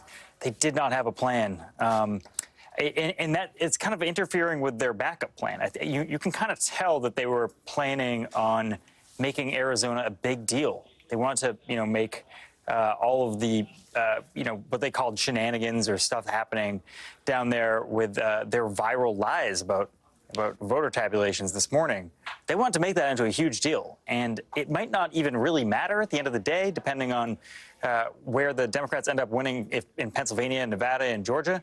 I can't really stress this. It's a very weird vibe on these spaces. They seem a little despondent. Do they accept that they are losing the election, or do they believe that what they're seeing on TV and what they're seeing in terms of results is a hoax perpetrated by a cabal? There was a moment where I thought maybe they had pre-taped some stuff earlier today because they had just kept going with the red wave stuff. They were talking about the red wave that was currently happening and how wonderful it all was. And then the tide turned at some point in the middle of the evening. Where they realized this maybe was not coming through in the way that it was. They were looking at betting markets. The betting markets were changing. They were looking at all of these other places on the internet that didn't really line up with all the polls that they were seeing in the weeks beforehand. They sort of can't believe it. They really did not have a plan. They were making fun of, the Democrats' ability to get out the vote while they started to lose some of these races.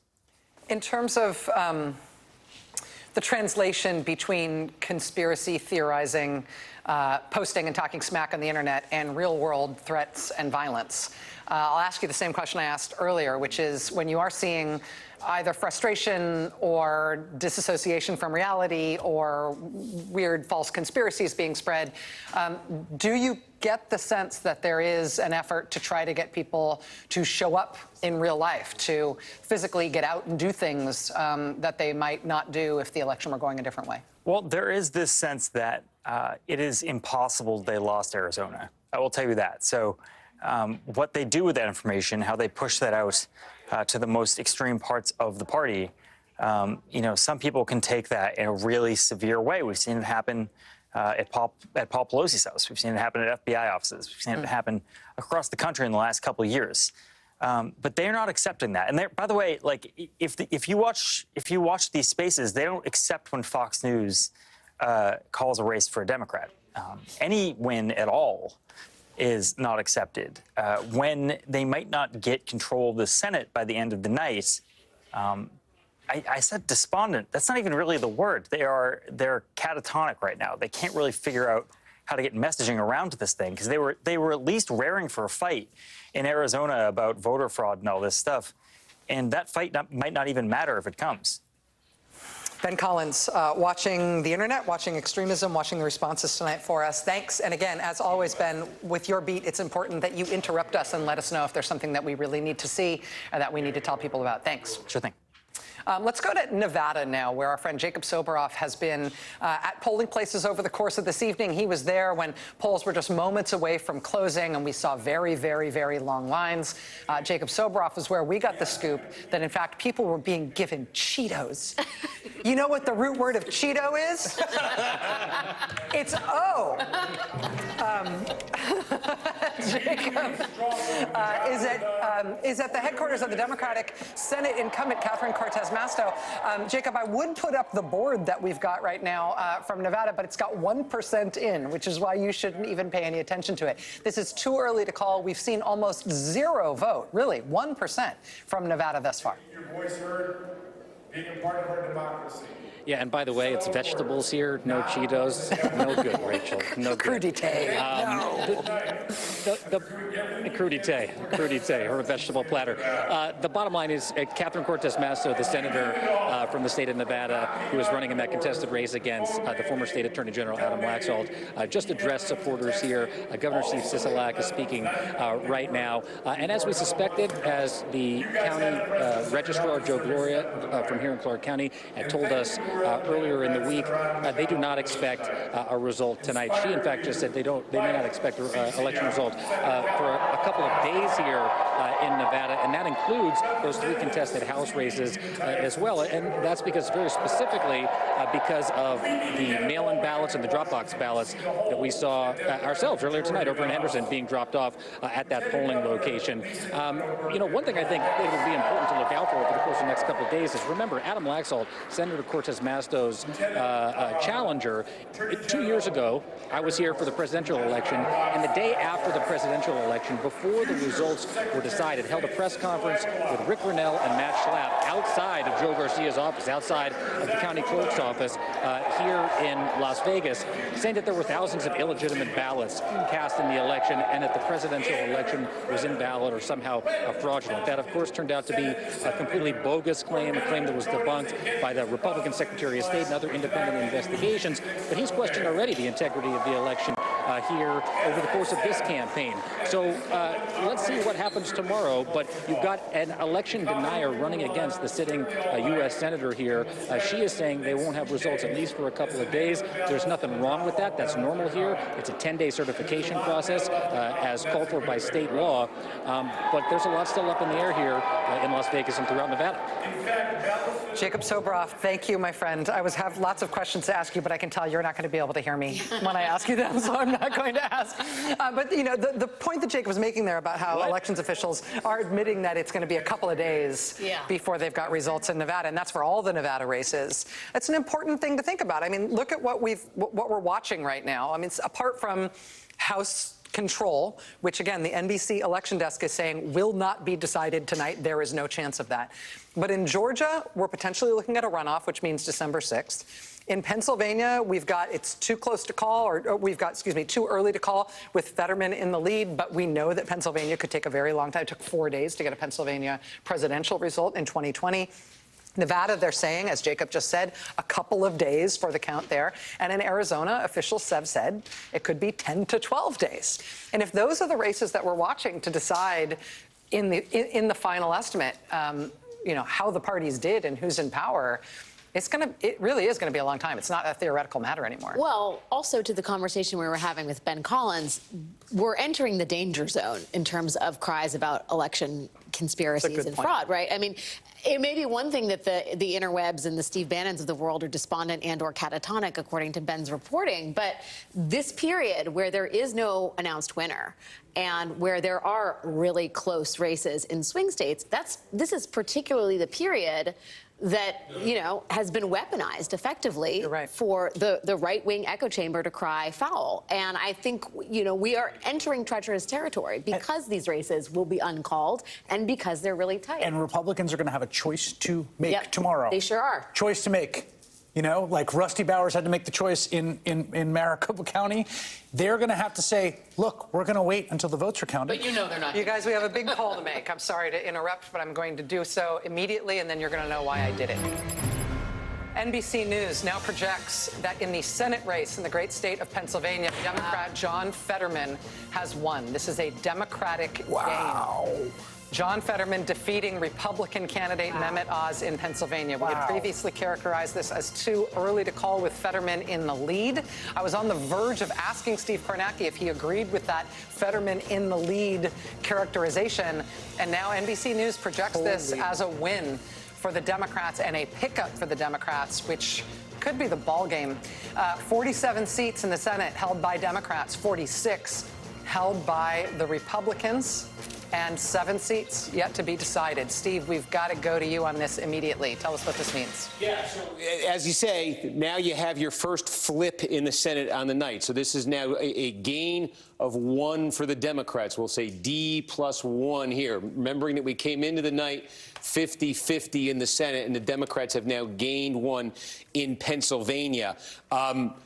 I realize now I have to delete the writing to show you the results here. But basically, look, the three vulnerable Democratic incumbents that we're waiting on here are in these 3 states, Georgia, Arizona, and Nevada. By winning Pennsylvania, it means that the Democrats can afford to lose 1 of these 3, and they would still control the Senate. The Republicans now would need to get at least 2 of these 3 seats if they're going to control the Senate. The other unfinished piece of business is in Wisconsin. We can show you that in a minute.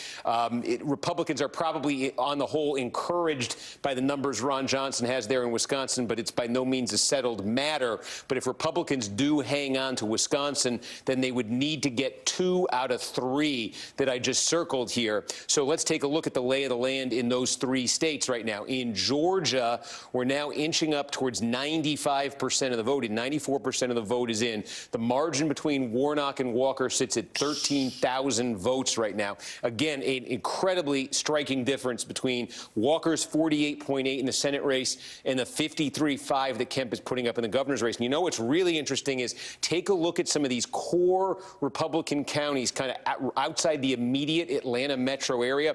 And here's what I notice. Not only is Kemp getting 72.4% of the vote, this is core Republican area. Check out the Libertarian in this race, the governor's race, 0.9% in this core Republican county. Now take a look in the Senate race. The Libertarian's getting 3% and Walker's getting 65%. And we're seeing this pattern throughout this area in counties like this. You're seeing the strength for the Libertarian candidate. Essentially, it looks like folks who voted for Brian Kemp didn't want to vote Democratic, but also didn't want to vote for Herschel Walker. So again, we're 94% in right now. We're trying to get an exact read on where the vote is left and, crucially, what type of vote is left to be counted here. But the distinct possibility here that this is going to land with neither candidate clearing 50% and heading to a runoff. So we go back to that map. And again, Democrats with their gain in Pennsylvania, the potential for a runoff in Georgia, okay? And Republicans needing to win 2 of these 3. Take a look at Arizona. We got, again, it doesn't look that different from the last time we showed you. We now have, I say what we're waiting on is same-day vote out of Maricopa County. We really want to get a sense of that because there's going to be a lot of it, and we want to see if it's going to be very Republican and get Masters closer in this thing. But 2 things I can say. We've got 20,000 roughly same-day votes that are counted up in Maricopa County. That's kind of a drop in the bucket. We suspect they're from strongly Democratic areas because in that 20,000 that have been counted so far, Kelly is leading. Kelly's leading by double digits in that 20,000 that have been counted. But again, they could just be from Democratic areas. So, cautionary note there. But what's emerging in Arizona, we talked about this before, is a split between Masters and Kari Lake of about 3 points. You could see it statewide. Lake's running at 43.9. Masters is running at 40.5, about a 3.5-point split. That split is persisting in the 20,000 same-day votes that have now been tallied in Maricopa County. So you're in a situation here where Masters, if he's running 3.5 points behind Lake, that makes it harder to see Masters find a path out of what we're showing you here.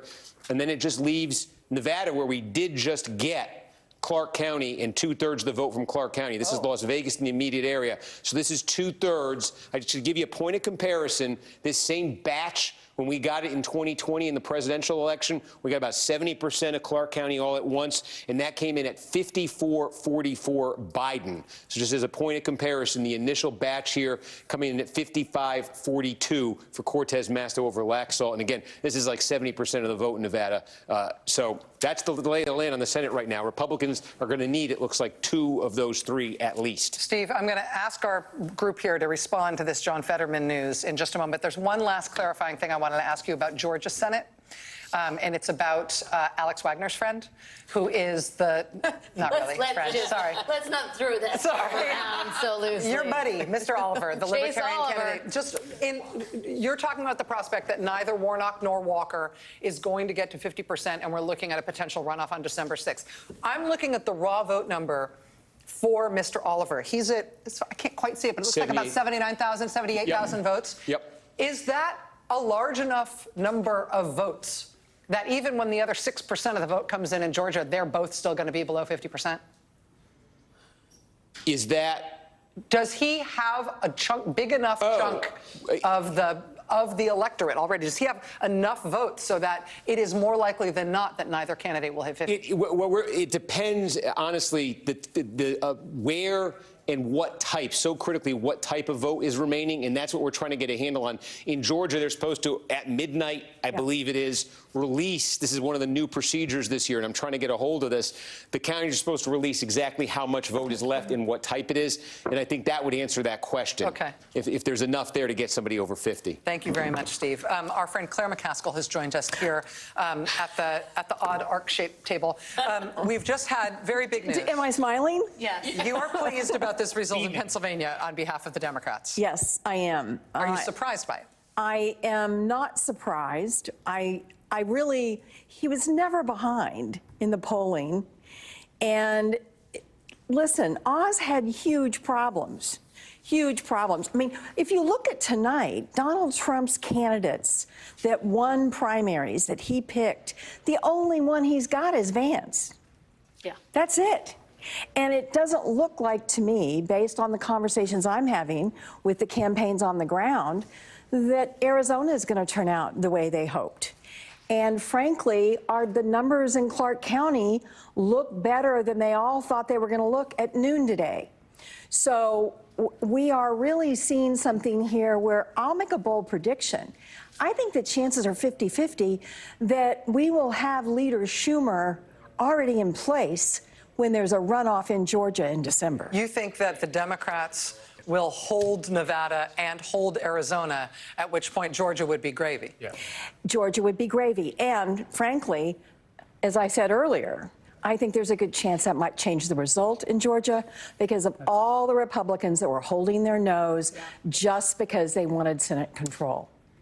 Can I just say about the Fetterman campaign? They ran an amazing campaign. I mean, just at a technical level, they had a candidate who has a very severe stroke the day before the primary. He is recovering from said stroke in real time during one of the most watched and competitive races in the entire country in a state that's extremely narrow.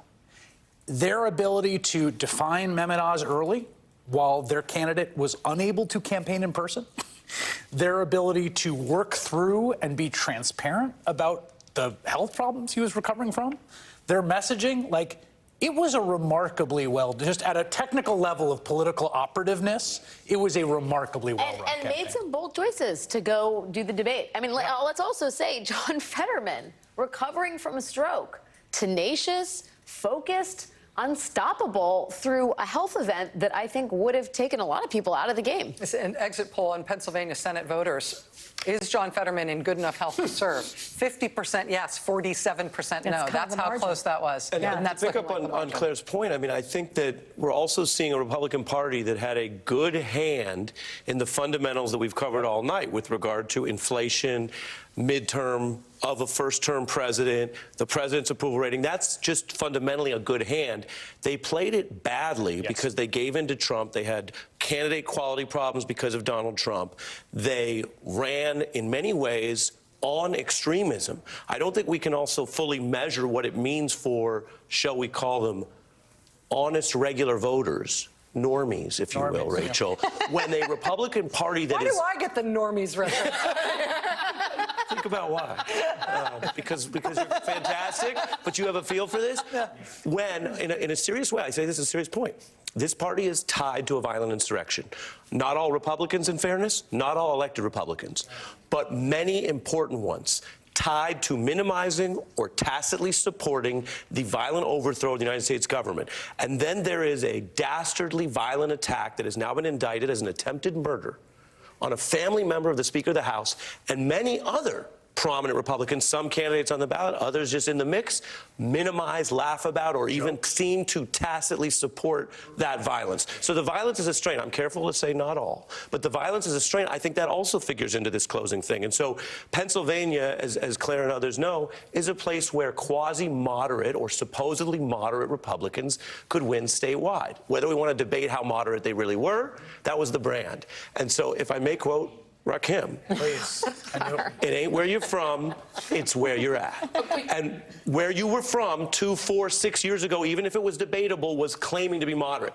You cannot claim to be moderate when you are apologizing for and minimizing convicted seditionists, indicted attempted murderers, and others. So that hangs over all of this, even if we put it as precisely as possible. It ain't where you're from, it's where you're at. You're at Donald Trump and some of the insurrectionists. It didn't play well. And by the way, where Oz is from is New Jersey. And so that's one of the other issues. And he's from New Jersey. But I mean, one other thing too is, and I'll make a much more mundane point, and I won't quote Rakim to do it because I don't really remember all the lyrics right now at the moment. Do you remember Eric B for president? I mean, absolutely. Don't make me do this. I'll rap battle you right here on the set. But I'm OG. No, but a more mundane point, I think we're also seeing the opportunity cost, just from a campaign perspective, I think Claire will relate to this, of giving up absentee voting just as a model of GOTV and having to count on only election day. We're seeing that in Arizona too. If you're now basically saying it's all on election day,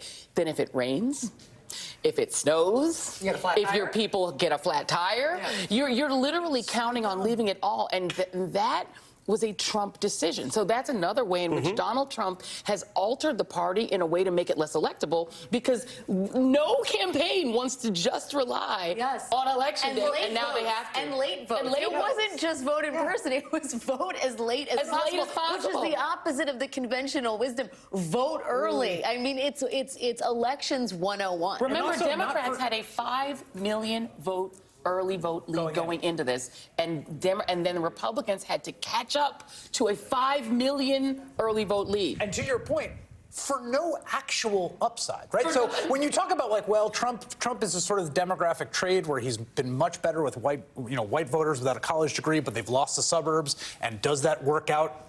There's no upside to just telling people to just vote on election day. There is, if you plan on mounting an assault on the counting of votes, because then you've got specific buckets of votes that you say shouldn't be counted. And that's if you think you will win for no actual electoral rioting, And guys, I just don't think we should leave the conversation of Oz and Fetterman without talking about authenticity. Yes. John Fetterman kind of oozed authenticity. Yeah. He was who he was. He dressed how he dressed. He was comfortable in his own skin. Meanwhile, we had crudité. And then, maybe the biggest sin of all, the Sunday before the election, or Saturday before the election, he makes reference to people, Oz does, in Pennsylvania. He says, go out and find 10 voters before the Steelers game tomorrow. The Steelers had a bye. They didn't even play the next day. He didn't even know the Steelers' schedule. Now, that is really political malpractice in a state like Pennsylvania. What's weird is that green coffee beans didn't fix it. Yeah, the magic pill in a bottle. I know. That damn magic pill in a bottle. I've been looking for it all my adult life. About Oprah Winfrey giving him the coup de grace at the end and saying, you know, if I was in Pennsylvania, I'd be voting for Fetterman. So, I mean, everything was stacked against him, and you made an excellent point.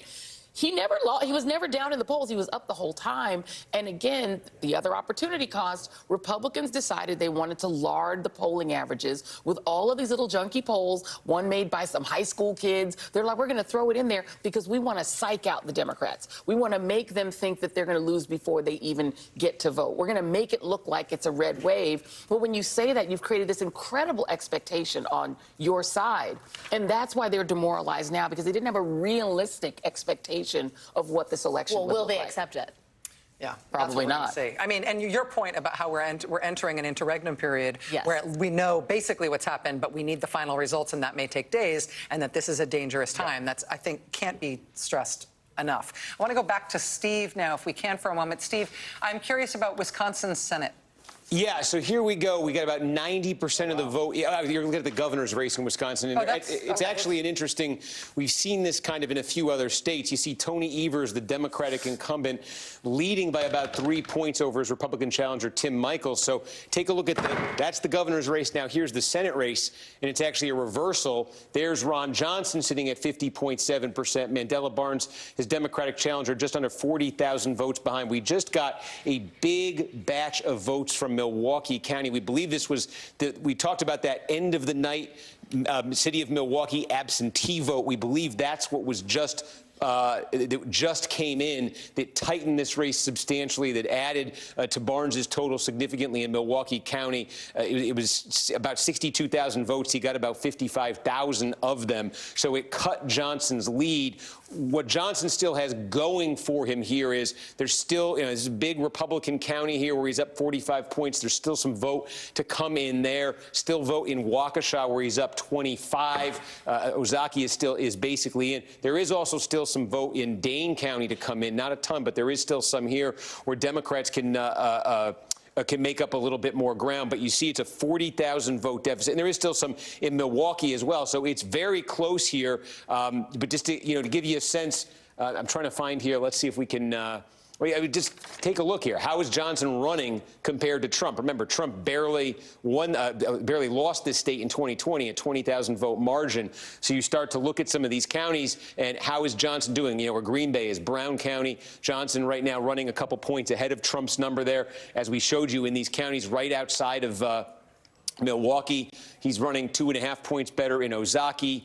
He's running 3.5 points, all close to 4 points better in Washington County. He's running about 3 points better in Waukesha. So that's what's giving Johnson a chance. This is resembling so many of these counties, the 2020 results here, with Johnson doing in these Republican areas just a little bit better than Trump did. But then you take a look like at Dane County. Now Mandela Barnes may squeeze a few more votes out of here, or at least a little bit more of a margin than Biden did. Milwaukee, let's see what the remaining now that we have that absentee. But yeah, it's.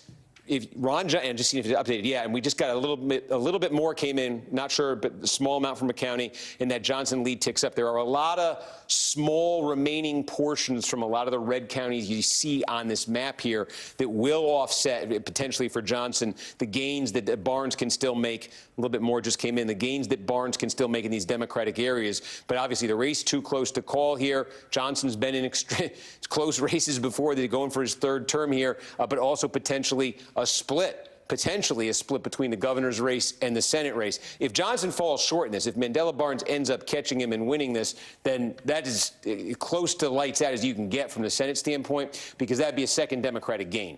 The Democrats would gain Wisconsin. They've already gained Pennsylvania tonight, and then Republicans would need to sweep Georgia, Arizona, Nevada, and it would be very hard to conceive of Republicans doing that on a night when they're losing Wisconsin and losing Pennsylvania. So right now, the importance of for Republicans of Johnson holding on to that edge that he has as the final votes come in Wisconsin is that if he's able to do that and he's able to hold that seat, then Republicans are left trying to come up with a victory in one of these Democratic-held seats to get back.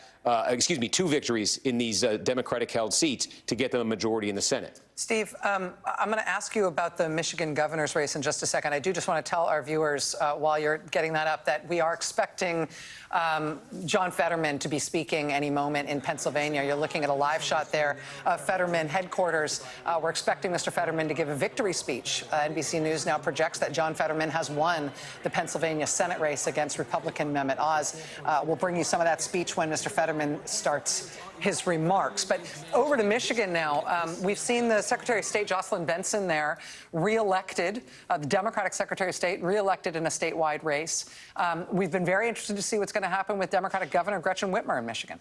Yeah, if you want to compare the two, first of all, I'll show you the Secretary of State results here. So this is what it looks like in the Secretary of State's race. Jocelyn Benson, 9.5-point advantage. Now let's call up the governor's race.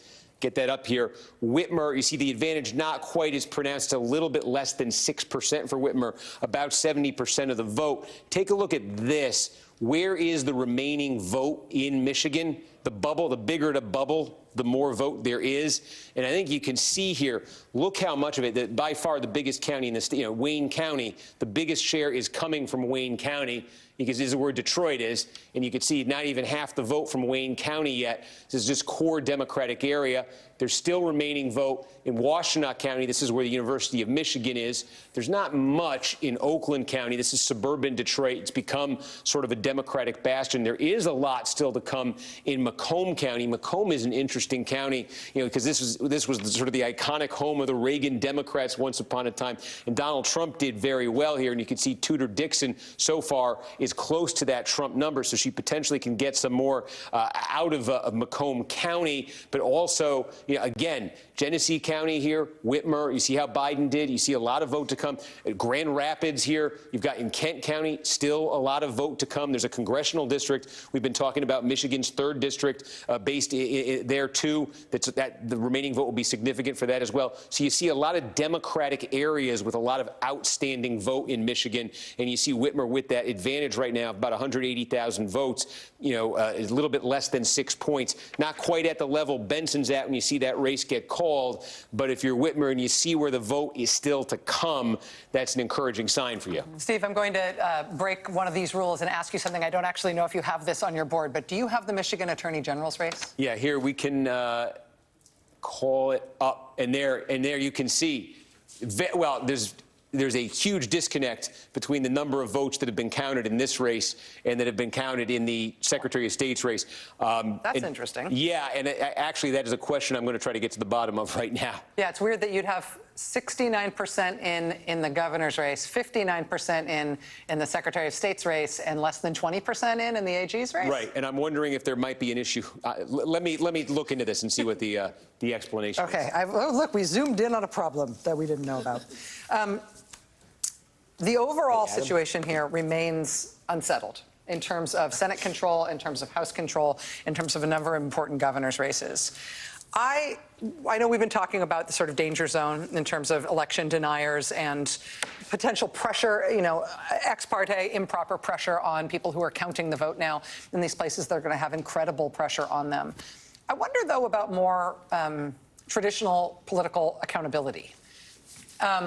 If things change inside the Republican Party because of a shocking development like this. And I'm not saying it's shocking because it's shocking for the Democrats and Republicans to be in tight control of the House and Senate, to be tightly fighting over control of House and Senate. It's shocking because this isn't what happens in a president's first midterm. And because reactions tend to be so pegged against expectations. Again, to go back to the 2016 shock. If an election night like this were happening on the Democratic side, the amount of circular firing squad, recriminations, accountability, factional beefs, bloodletting on social media between you nominated this person and you would be out of control at this point. Republicans keep avoiding that moment. They keep avoiding it. And again, I'm telling you, Republicans, you're watching this, you got to have it. Well, you got to have this moment. And I know what you're going to say. They always choose Trump. They always choose Trump. And that's true. But at a certain point, it just becomes clear he is a net political loss. But the turtle had a feeling. The turtle. The turtle knew. The turtle had a feeling. Call him the turtle. Yes, he is the Senate. We retract that. Yes, we do. But no, I mean, I say it lovingly. About candidate quality. Mitch McConnell, it was just my entree into candidate quality. Yeah. Mitch McConnell made a reference to candidate quality, which was a very, easy, debatable. He could walk away from it. He uses a lot of those words, but he was concerned about this. Clear. McCarthy was on board 100% with the Trump MAGA thing, and you reported. We had reporters from the McCarthy party tonight. I think there may not be, and I can't predict whether there'll be any political accountability, but internally, privately, there's clearly a debate over what they're running and why when inflation has been over 8%. In, yes, a different era, so it's not apples to apples, we've seen 20, 30, 40 seats go, just with the inflation, plus the midterms historical precedent. We talked tonight as well about, and many people made the point at this table, first time in 50 years you've had Roe gutted after these justices went and said the opposite under oath to the Senate and the political violence and a lot of other things. So there's a lot of stuff in here, but it would seem that, at least behind closed doors, there are going to be prominent Republicans who are going to say, you blew it. Yes. But let's just be clear. This isn't so much a question about what Trump. This is a question of what kind of party do you want to be? And time over time, there's John Fetterman. Let's listen to what he has to say. It's more important than anything. John Fetterman is projected to be the winner of the Pennsylvania Senate race. Wow.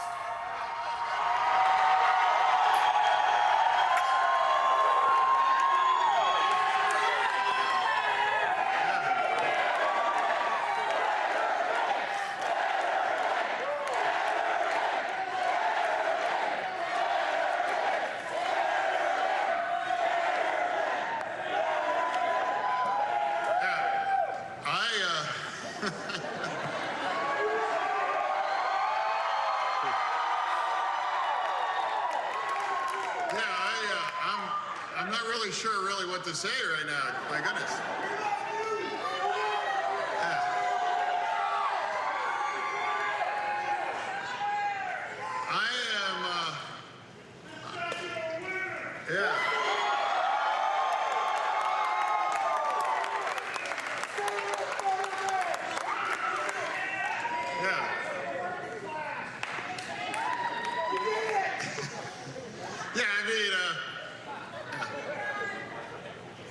So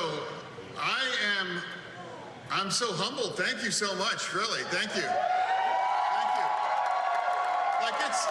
What is it? It's like 1:30 in the morning and you're still here hanging in?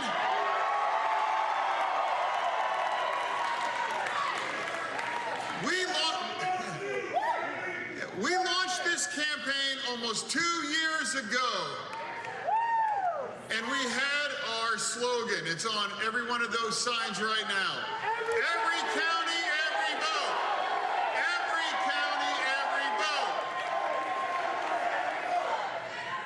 exactly what happened. We jammed them up.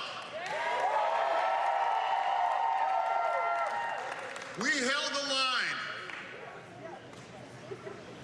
I never expected that we were going to turn these red counties blue, but we did what we needed to do, and we had that conversation across every one of those counties. And tonight, that's why I'll be the next U.S. Senator from Pennsylvania.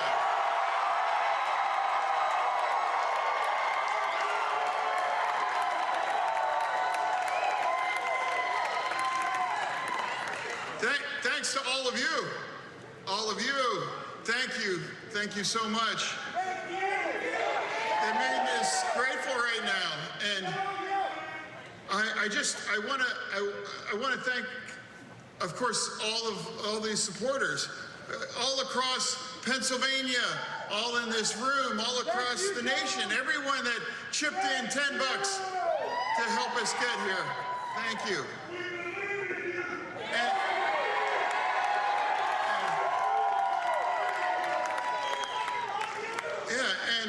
And also, I also really want to thank my family.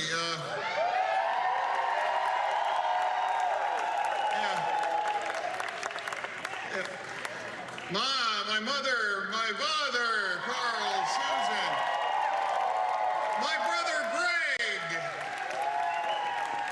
Where's Giselle? Where's Giselle? Everyone's favorite, yeah, Giselle. Who 6 months ago, she saved my life. Walking out of a Sheetz bathroom, she recognized what was happening.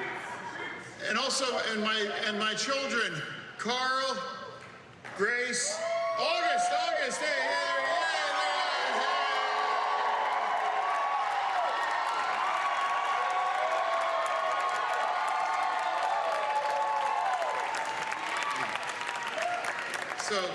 So everyone, and just thank you. And I also want to thank my team as well, the best team.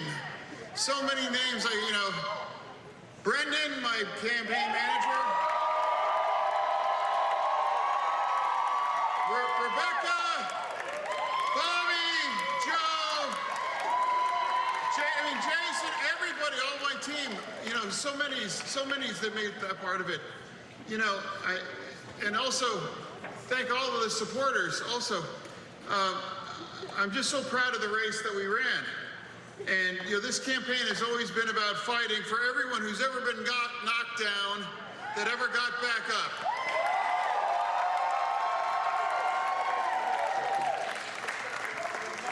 This race is for the future of every community all across Pennsylvania.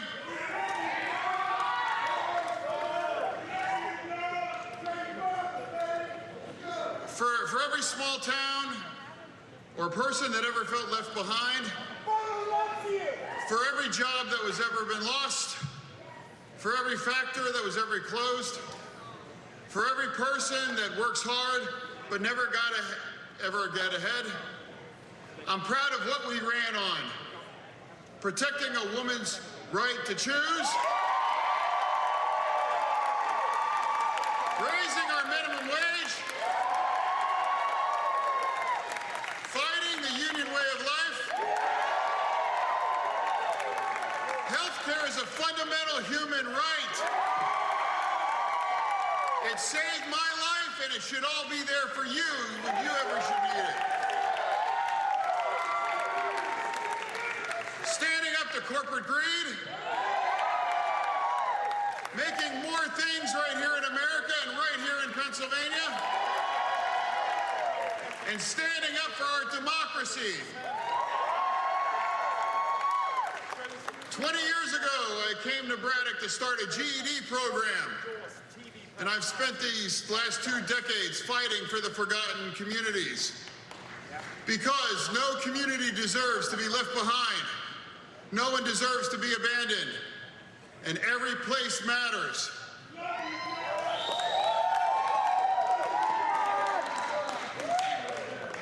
And I want to thank all of you amazing supporters all of you and all watching and every... We bet on the people of Pennsylvania, and you didn't let us down. And my promise to all of you is I will never let you down. I apologize for breaking in the middle of the victory speech for John Fetterman in the Pennsylvania Senate race, but this is an important projection. NBC News now projects that in the governor's race in Wisconsin, the Democratic incumbent, Tony Evers, who had a tough fight on his hands, Tony Evers is reelected as the Democratic governor of Wisconsin. NBC News can also project that in the United States Senate race in Utah, Republican incumbent Mike Lee will be returning to the United States Senate. He was facing an interesting challenge from an independent candidate, Evan McMullin, who, unlike other independents in the Senate, said that he would not caucus with either party. That would have made the math really interesting in the Senate, but Mike Lee will be returning. The Senate at this hour, Democrats hold 47 seats. Republicans hold 47 seats. There are 6 seats that are as yet undecided. Well, let's go to Steve right now in terms of what we are learning out of Wisconsin. Steve? Yeah, I mean, 2 just razor-thin Senate races. So you got the gubernatorial call in Wisconsin, and we've established there's a little bit of distance here between Tim Michels, the Republican in the governor's race who's lost. He's sitting at 48%, and Ron Johnson, the Republican incumbent in the Senate race, is running almost 3 points better, is sitting at 50.7, about a 40,000 vote lead over Mandela Barnes. Again, in terms of where there's remaining vote here, there is remaining vote in Milwaukee County, and there is remaining vote in Dane County. Dane County is nearly 80% for Barnes right now. Milwaukee County is around 70% for Barnes right now. So you can expect in the remaining vote there's opportunities for him to really cut deeply into that Johnson lead. There is also remaining vote in some of these suburban counties right outside Milwaukee, scattered remaining vote in a lot of these red counties, smaller red counties throughout the states. There also are opportunities for Johnson as well. It's just an extremely tight Senate race. And just to remind you, Wisconsin in 2020, the margin in the presidential race was Joe Biden by 20,000 votes. In the margin in Wisconsin in the 2016 presidential race was about 20,000 the other way for Donald Trump. So, I mean, this is kind of converging where these Wisconsin races tend to converge. Very last minute, very late at night by a fraction of a point. But this one is crucial because Republicans, given the loss they've absorbed in Pennsylvania, really just cannot afford to lose a second Senate race. They desperately need Ron Johnson to hang on to this lead in Wisconsin. The other place where it's extraordinarily close, we've been following all night, is in Georgia, 95% now. The difference is about 21,000 votes between Warnock and Walker. Now, to give you a sense of where the remaining vote is, I think there's some here. There's a fair amount. We'll start here in Cobb County.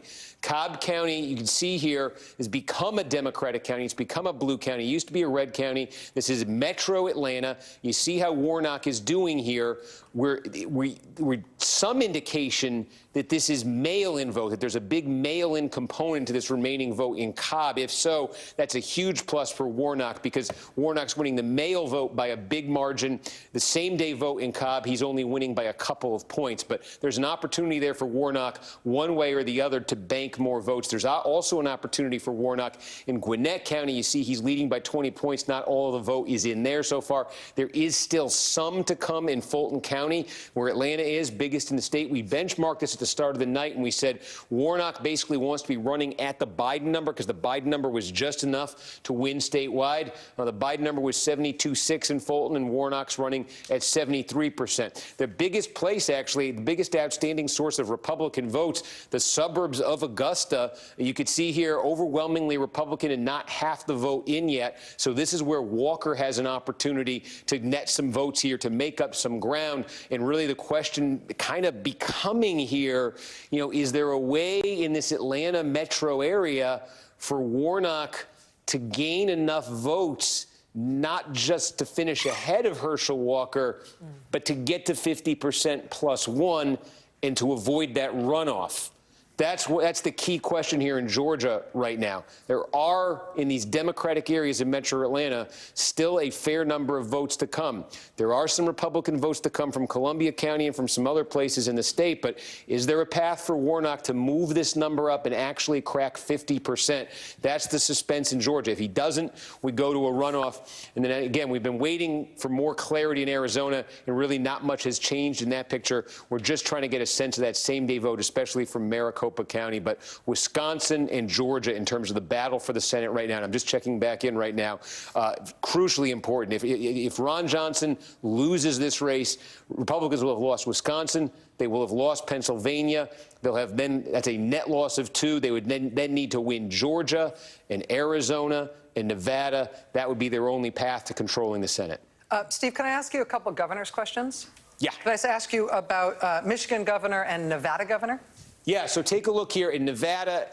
And again, basically, we still don't have Washoe. We have is Clark County, the same vote we got from Clark County. And again, just between Clark and Washoe, that's almost the ball game. We do have a little bit here you could see from Carson City as well here. But really, it's all about Clark and Washoe. What you're seeing here, Cortez Masto, well, let's focus on Clark. She 2/3 of the vote. 55-42 here in the Senate race. Now take a look at the governor's race, and you see Sisolak is running a little bit under that. Now, Joe Lombardo's the sheriff in Clark County. It's one of the reasons he was an attractive candidate to Republicans, because Republicans, Clark County, the mother lode of votes, been it's a tough place for Republicans. It's a tough nut for them to crack. So that's one of the things that made Lombardo an attractive candidate for them. But there have also been some indications that Sisolak might run behind Cortez Masto. So again, you look sort of statewide, Sisolak's at 52.9% in what's been counted so far. Cortez Masto, a point and change north of that. So again, this is a theme we've seen. We saw it in Georgia. We may be seeing it in Wisconsin. We're definitely seeing a split in Arizona between how Kerry Lake and Blake Masters are doing. Whether that ends up meaning one of them wins and one of them loses, we don't know. But we're also seeing a little bit of distance here in Nevada, too, between Cortez Masto, the incumbent Democratic senator, and Sisolak, the incumbent Democratic governor. Steve, can you also pop up to Oregon, if you don't mind me asking about the governor's race there? This is a race where there is, in that governor's race, there is an interesting third-party candidate who's very well funded, and the partisan lines there are a bit more of a helix in some cases than they are a straight slash. So how are we seeing this here in Oregon? Yeah, and I mean, you could see it right there. Betsy Johnson, the third-party candidate, the money from Phil Knight, of Nike fame, has been helping to fuel her campaign in this state. And look at the difference between, the Senate race that's been called, right? Ron Wyden, the Democratic incumbent, 55-42 Steve, I have right to now. interrupt you. I'm sorry, we have a call. This is in the governor's race in the great state of Michigan. NBC News can now project that in the great state of Michigan, in the governor's race, Democratic incumbent governor Gretchen Whitmer has been reelected. We've seen just in the last few minutes, we've got a reelected Democratic governor in Michigan. We've got another one in Wisconsin. This was a pickup that the Republicans, I think, felt actually quite confident about. But we see Gretchen Whitmer returning to the State House there. Steve, I'm sorry to have interrupted you there, but that's big news in terms of the governors. No, that absolutely is. And just to give you one other piece of news we're getting, they just gave us a House call as well in the 3rd District of Wisconsin. So this is a Democratic-held district that now has been flipped. So this is significant. This is a pickup for Republicans. Ron Kind was the Democratic incumbent. This is one of those districts, you could see it's on our list here, won by Trump. This is the first one. And we have a second call that just came in the last minute as well. Right next here is Texas 15. We were talking about this one tonight. Yep. Those 3 South Texas districts, you can see Monica De La Cruz is going to win that. So you had 5 Republican pickups in the House in districts that were just drawn to get Republicans pickups. Now you have 2 here. The Texas 15 was redrawn certainly to give Republicans a chance. It wasn't quite as dramatic as these other redraws, but Republicans take advantage of that in Texas 15. And now Wisconsin 3. The Republicans, this is a district they've been eyeing for a long time. They couldn't beat out Ron Kind. Ron Kind retires. Now Republicans take it. So you do see 7 gains there for Republicans in that front line. That New Jersey 7 race has now been called.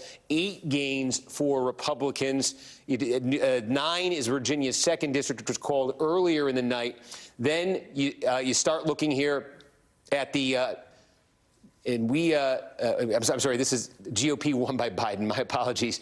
What I'm trying to get to here is where the Democrats have picked up I'm confusing myself here. Here we go. And the 4 that Democrats have countered so far: Illinois 13, North Carolina 13, Texas 34, and Ohio 1. So that brings that gain of 9 for Republicans that we went through back down to 5 with what the Democrats have gained in these seats so far. So they were looking for 5 tonight to win control of the House. Right now, as it stands, with lots of races still outstanding, they are at a 5-seat pickup. I'm sorry to be asking you to jump through these hoops, but could we look at the House race in Montana? Yeah, let's get out Montana, the first CD. Yep. So this is newly created because because of population growth, Montana gets an extra House seat here. So take a look here. Matt Rosendale, the incumbent, is reelected here in the 2nd district, but this is the one where Democrats on paper have an opportunity. Trump carried it by 7 points under this configuration. You can see Ryan Zinke, obviously well known here, the former Secretary of the Interior, trailing with about half the vote counted. What's unclear and what we're trying to determine is exactly what the vote is that's been tallied so far, if this is Democratic friendly or Republican friendly. But this is one of those districts that, Democrats kind of have had their eyes on late in this campaign. And on paper, this is an encouraging number. We're just trying to find out. Montana's not the most transparent here in terms of the vote type, but that's what it looks like at 50%. While we're looking at that in Montana, is it possible for us to look at that abortion ban proposition that was on the ballot there? I don't know if proposition is the right word, but the ballot measure on abortion rights. Again, in this case, a yes vote is a vote for an abortion ban, and a no vote is a vote against it. Right. And so, again, let's put that back up again. Can we just see that? Don't need to see me. See Steve. Very good. With 41% of the vote in the no, so that's the vote against an abortion ban in Montana, 56% or 55%, and the yes is 44%. So you have to wonder if it's going to be close with that one House race in Montana. You have to wonder if that's going to make some of the difference. It's a great point, and I think we're now. I don't know. We have 5 of those ballot measures. I don't know which ones we've called and which ones we haven't, but they are all either in the direction of abortion rights or very, very close. We should look at it, Kentucky, if we've got a full screen of the Kentucky abortion ban results. We know that the California proposition to enshrine reproductive rights in the state constitution, as well as the Vermont one, those are both called in favor. This Kentucky one has been close all night. 81% of the vote in. This is a ban. So the yes vote is to ban abortion in Kentucky. The no vote is to not ban it. And this is, in Kentucky, we've seen Rand Paul reelected tonight to his Senate seat. This number is still only at 81%, and there's only 4 points between them. So this could go, obviously, either way, and there's no projection here. But none of the races that we've seen related to abortion in any of these 5 states have gone in the other direction. And to Joy's point earlier, there are a lot of people who vote for Republican candidates who support abortion rights or certainly don't support the most extreme possible measures to limit them. And we have seen that. We saw it in Kansas over the summer. Yep. We're seeing it tonight, just in black and white. In New York. We saw it in the special election in New York, which, again, the polls, none of the polling showed that either of those 2 things were going to happen. The polls showed that the Kansas, it didn't show up in the polls at all, and Democrats won in both of those cases because even conservative voters see this as a liberty issue. It's not just an abortion issue, it's a liberty issue. We've had a couple of calls that I should let our viewers know about. I'm sorry to interrupt. We have had a poll closing in Alaska since we've been on the air. In Alaska, in the Senate race in Alaska, NBC News at this hour. Excuse me, there is a projected winner, forgive me, in the Hawaii Senate race, Democratic incumbent Brian Schatz is the Democratic senator in Hawaii who tonight was on the ballot, and he is projected to be reelected to his Senate seat. Now we will go up to Alaska, forgive me, where we have had poll closings as of 1 a.m. Eastern time. Now, this is interesting. This is a Republican on Republican Senate race in Alaska. The incumbent Lisa Murkowski facing a Republican challenger who is a Trump-endorsed candidate right now. This is too early to call, with just over 1/4 of the vote in. Lisa Murkowski, the incumbent Republican, facing a Republican challenger. This will be a ranked choice voting decision in Alaska. In the governor's race in Alaska, we're also looking at a race that is too early to call. The incumbent Republican there is Mike Dunleavy. He's facing a challenge from Bill Walker. That is too early to call in the Alaska governor's race. We were talking earlier, just a few minutes ago, about political accountability, and I think the cliche term is soul-searching among Republicans for a kind of shocking result that they've had tonight, writ large. Obviously, they've had some bright spots, but overall, the night has not gone the way they wanted to or expected it to. I want to bring into the conversation along those lines former Republican Congressman Carlos Curbelo, who's been one of our political insiders tonight. And I'm wondering, Congressman, as we're having this conversation, if it's resonating for you in terms of how you think the party is going to respond to the overall results tonight, and what you're expecting over this interregnum that we're likely to have before we get final results. Well, Rachel, I have already heard from some Hill Republicans, and they are frustrated, they are dejected, one of them saying this is not working for us, and this meaning the discipleship of Donald Trump. The big question, of course, is, will Republicans actually say these things out loud and in front of cameras? Because we know that since Donald Trump came onto the stage, a lot of Republicans have said a lot of negative things about him privately, but very few dare say it in an audible voice. But certainly Republicans are frustrated with this outcome tonight, and they understand that the party needs to move in a different direction. Do you think it is the assessment writ large in the party that Trump is the problem, that Trump is the albatross? Are you hearing other discussions around the Roe versus Wade decision, for example, or around any of the other issues, policy issues and messaging issues that the party took into these contests? What I've heard a couple of people say tonight is that Mitch McConnell was right. And Mitch McConnell months ago pointed to this problem, that Donald Trump had helped a few Republican candidates, specifically in the Senate, but also in the House, make it to the general election, and that these candidates were unelectable. For a while there, it seemed like maybe McConnell was wrong, but at the end of the day, people are looking back at the experienced Senate leader and saying, maybe he had a point. One of the bright spots, obviously, tonight for Republicans has been the state of Florida, where not only did Governor Ron DeSantis romp to a re-election victory in the governor's race, but we saw a number of congressional districts in Florida go for Republicans on a night when not much else did. I wonder if that means, if that translates into just respect for redistricting aggression, or whether that translates directly into a sort of surge in power within the party for Governor DeSantis, as he's quite obviously eyeing a run for the presidency himself. Well, Rachel, I don't think that Ron DeSantis or his team could have written a better script for him personally tonight. Number one, if Republicans do win a narrow majority in the House, he could take credit for that majority, because he was so aggressive in demanding that the Florida legislature redraw districts the way he instructed them to do. I remind people the Florida legislature had already negotiated a map with Democrats that was a little kinder to the Democratic Party, but DeSantis insisted. And again, if Republicans eke out a narrow win here in the House, he can take credit for that. On top of that, DeSantis clearly outperformed when you look at how Republicans have done in other states, and very specifically, he outperformed Trump-backed candidates. Remind people that Ron DeSantis refused to campaign with Donald Trump for his re-election. So this has turned out to be quite the night for him. And certainly this is the beginning of the Republican presidential primary and the big confrontation between Donald Trump and Ron DeSantis. Carlos Curbelo, a man who knows of what he speaks. Thank you, sir. It's good to have you with us tonight. While we have been speaking, there's another projection to make. NBC News at this hour has a projection to make in the governor's race in the state of Hawaii.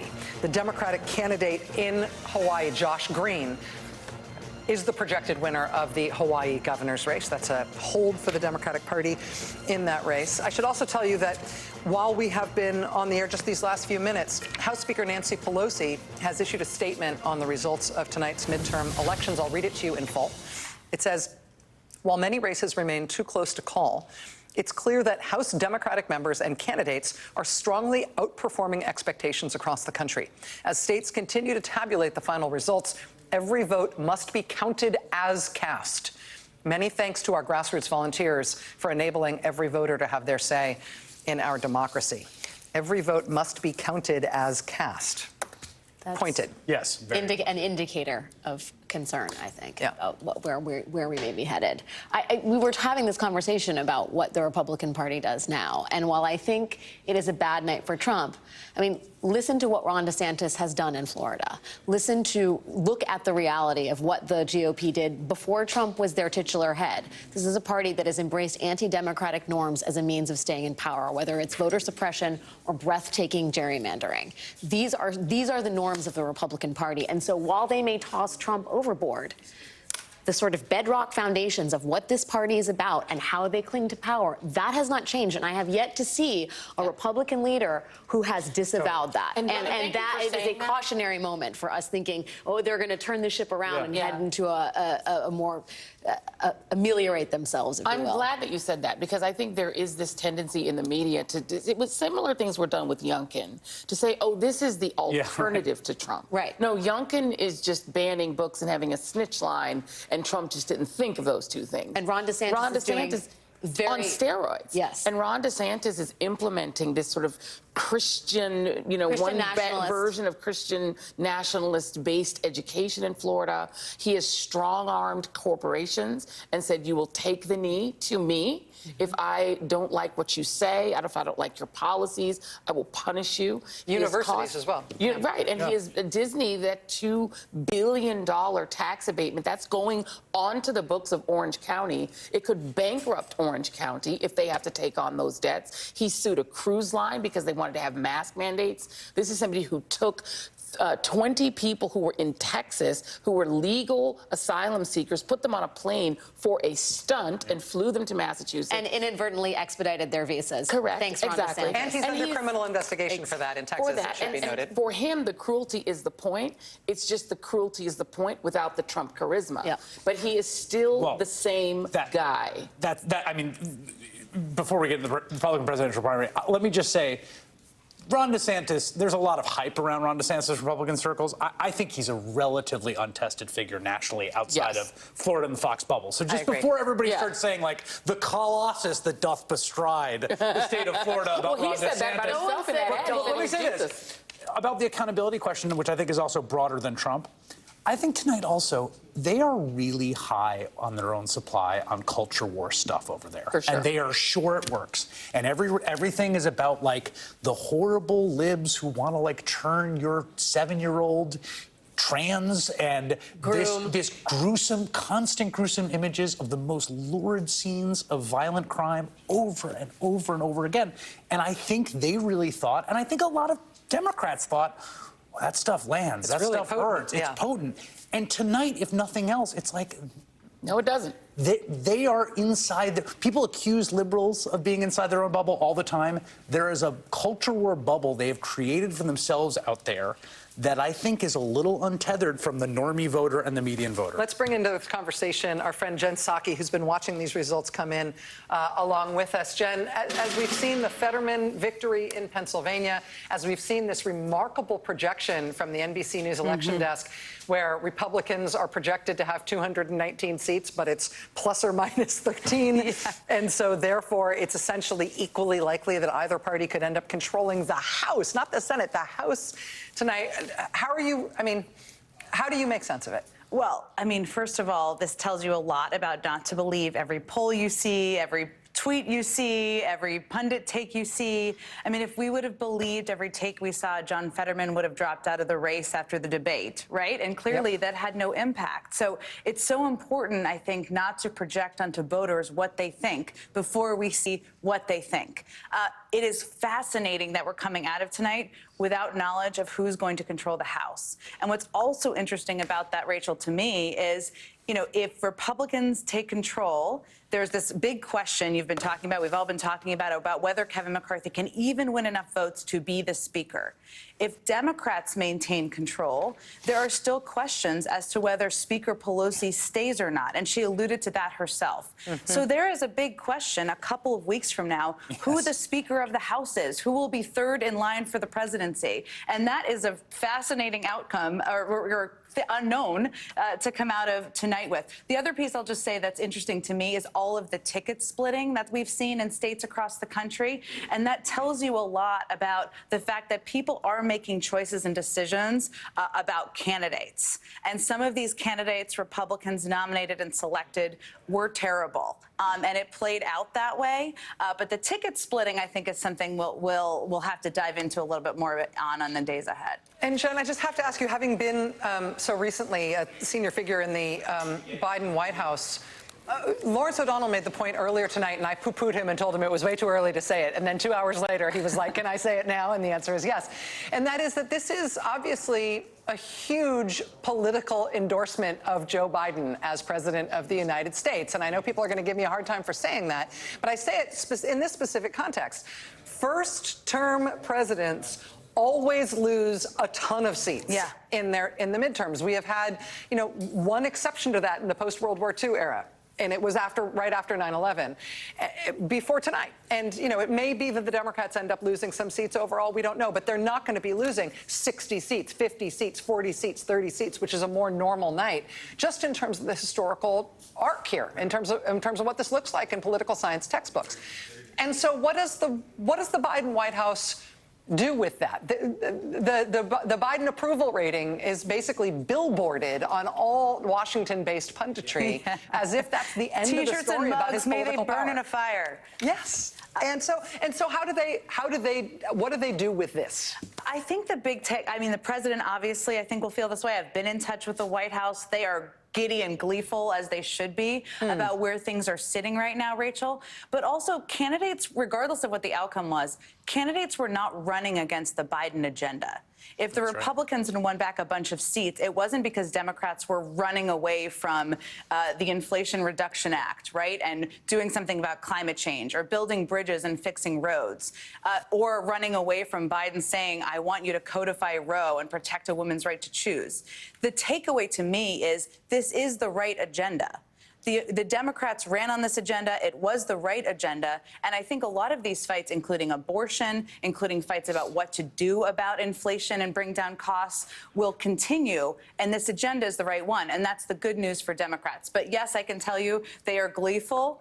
They're probably ordering chicken fingers and French fries in the White House. That's what I used to do when I was there, to celebrate a little bit. And this is a very different foreign trip, which they're leaving on in 2 days, that they expected to go on. Yeah, tomorrow's likely to be ice cream social day. Right. In the ice cream West Wing, for as we could everyone, expect. for the president especially. Thank you, Jen. Let's go to Steve Kornacki with a look at Nevada. We've got closely watched governor's race and closely watched Senate race in Nevada. What have we got, Steve? Yeah, so we got the early and mail vote from Clark County, and then just coming in the last few minutes, we got Washoe County. This is where Reno is. This is the early and the mail-in vote, basically through the weekend. So you see in the Senate race here in Washoe County, Cortez Masto leading that, gets an early jump there of 50.2%. And again, we continue to see a split there where Sisolak, the incumbent Democratic governor, running about a 1.5 points behind her. What it adds up to statewide is Sisolak in what's been counted so far a 7-point advantage. What's been counted so far in the Senate race a 9-point advantage for Catherine Cortez Masto. Also significantly in Nevada, we told you there's those 3 House seats. And since we're talking about House control, let's check in. Remember, Democrats broke up the 1st congressional district in an effort to try to shore up the 3rd district. Susie Lee, Democratic incumbent, 2/3 of the vote. You can see she's leading there. This is the 1st district that they broke up, Dina Titus's district, more than 60% of the vote in. And they were also attempting to shore up the 4th district where Stephen Horsford's their representative. So again, more than 60% of the vote, 60% plus of the vote counted, and the Democrats with some pretty significant legs up so far in the counting there. If that holds, that gamble for Democrats will have paid off in Nevada. They needed to pay off because we are seeing here, just give you a little bit more of a sense here on the House side. Again, these are Democratic seats that Republicans flipped. They need a net gain of 5. You can see on this page there are 7 right now that they flipped that were won by Trump. There's an 8th there in New Jersey, a 9th in Virginia, too. And this is where where Democrats have a problem, I would say, at this hour in the Senate and on the House side, and that should go around all of those 5 New York-based Democratic districts where they are running into varying degrees of trouble here. To give you an example, this is the chairman of the DCCC, Sean Patrick Maloney.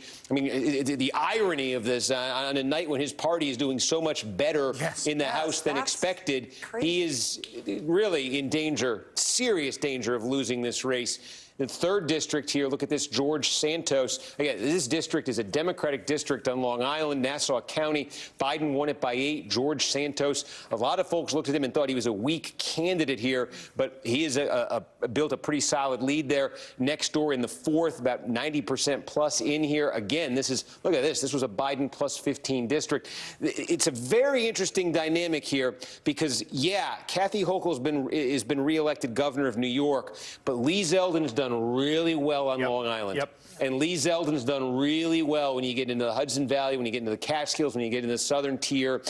And the Democrats are in danger of losing a bunch of seats in New York. These would all be Republican gains if they break the Republican way. So that's incredible irony. The DCCC chairman could lose his own seat in his own state, which is a normally very blue state, could end up being, so far tonight, the single most costly thing Democrats have endured when it comes to the House. They're overperforming in so many other places, but not in the results we're seeing in New York. Even in, look at this, look how close this one is. Pat Ryan, who won that special election this summer, a 686 vote margin. So there's an opportunity for Republicans to post a number of gains here in New York. And again, what that underscores is all those seats out west in California we talked about.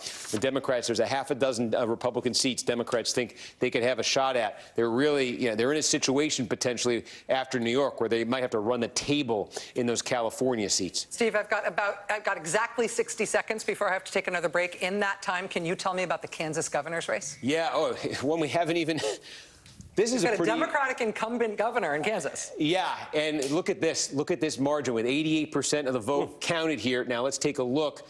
We have the remaining vote. You could see a lot of vote still to come in Johnson County. Now, Johnson County is like a quarter of the vote in the entire state here. This is, Overland Park. This is bedroom community of Kansas City on the Kansas side, and also right next door, vote to so some core Democratic areas here. Still, Shawnee County, where Topeka is. Again, Kelly's doing very well in these counties. There's a lot of votes still to come in those counties. So there is an opportunity for her. There's a scattered opportunity here for Schmidt in these small rural Republican counties that can add up. But there are still some big places here where Kelly can gain votes here. And again, statewide, she leads by just under 20,000 votes, nearly 90% in. Steve, thank you. We're going to take a quick break. We'll be right back as our election night coverage continues here on MSNBC.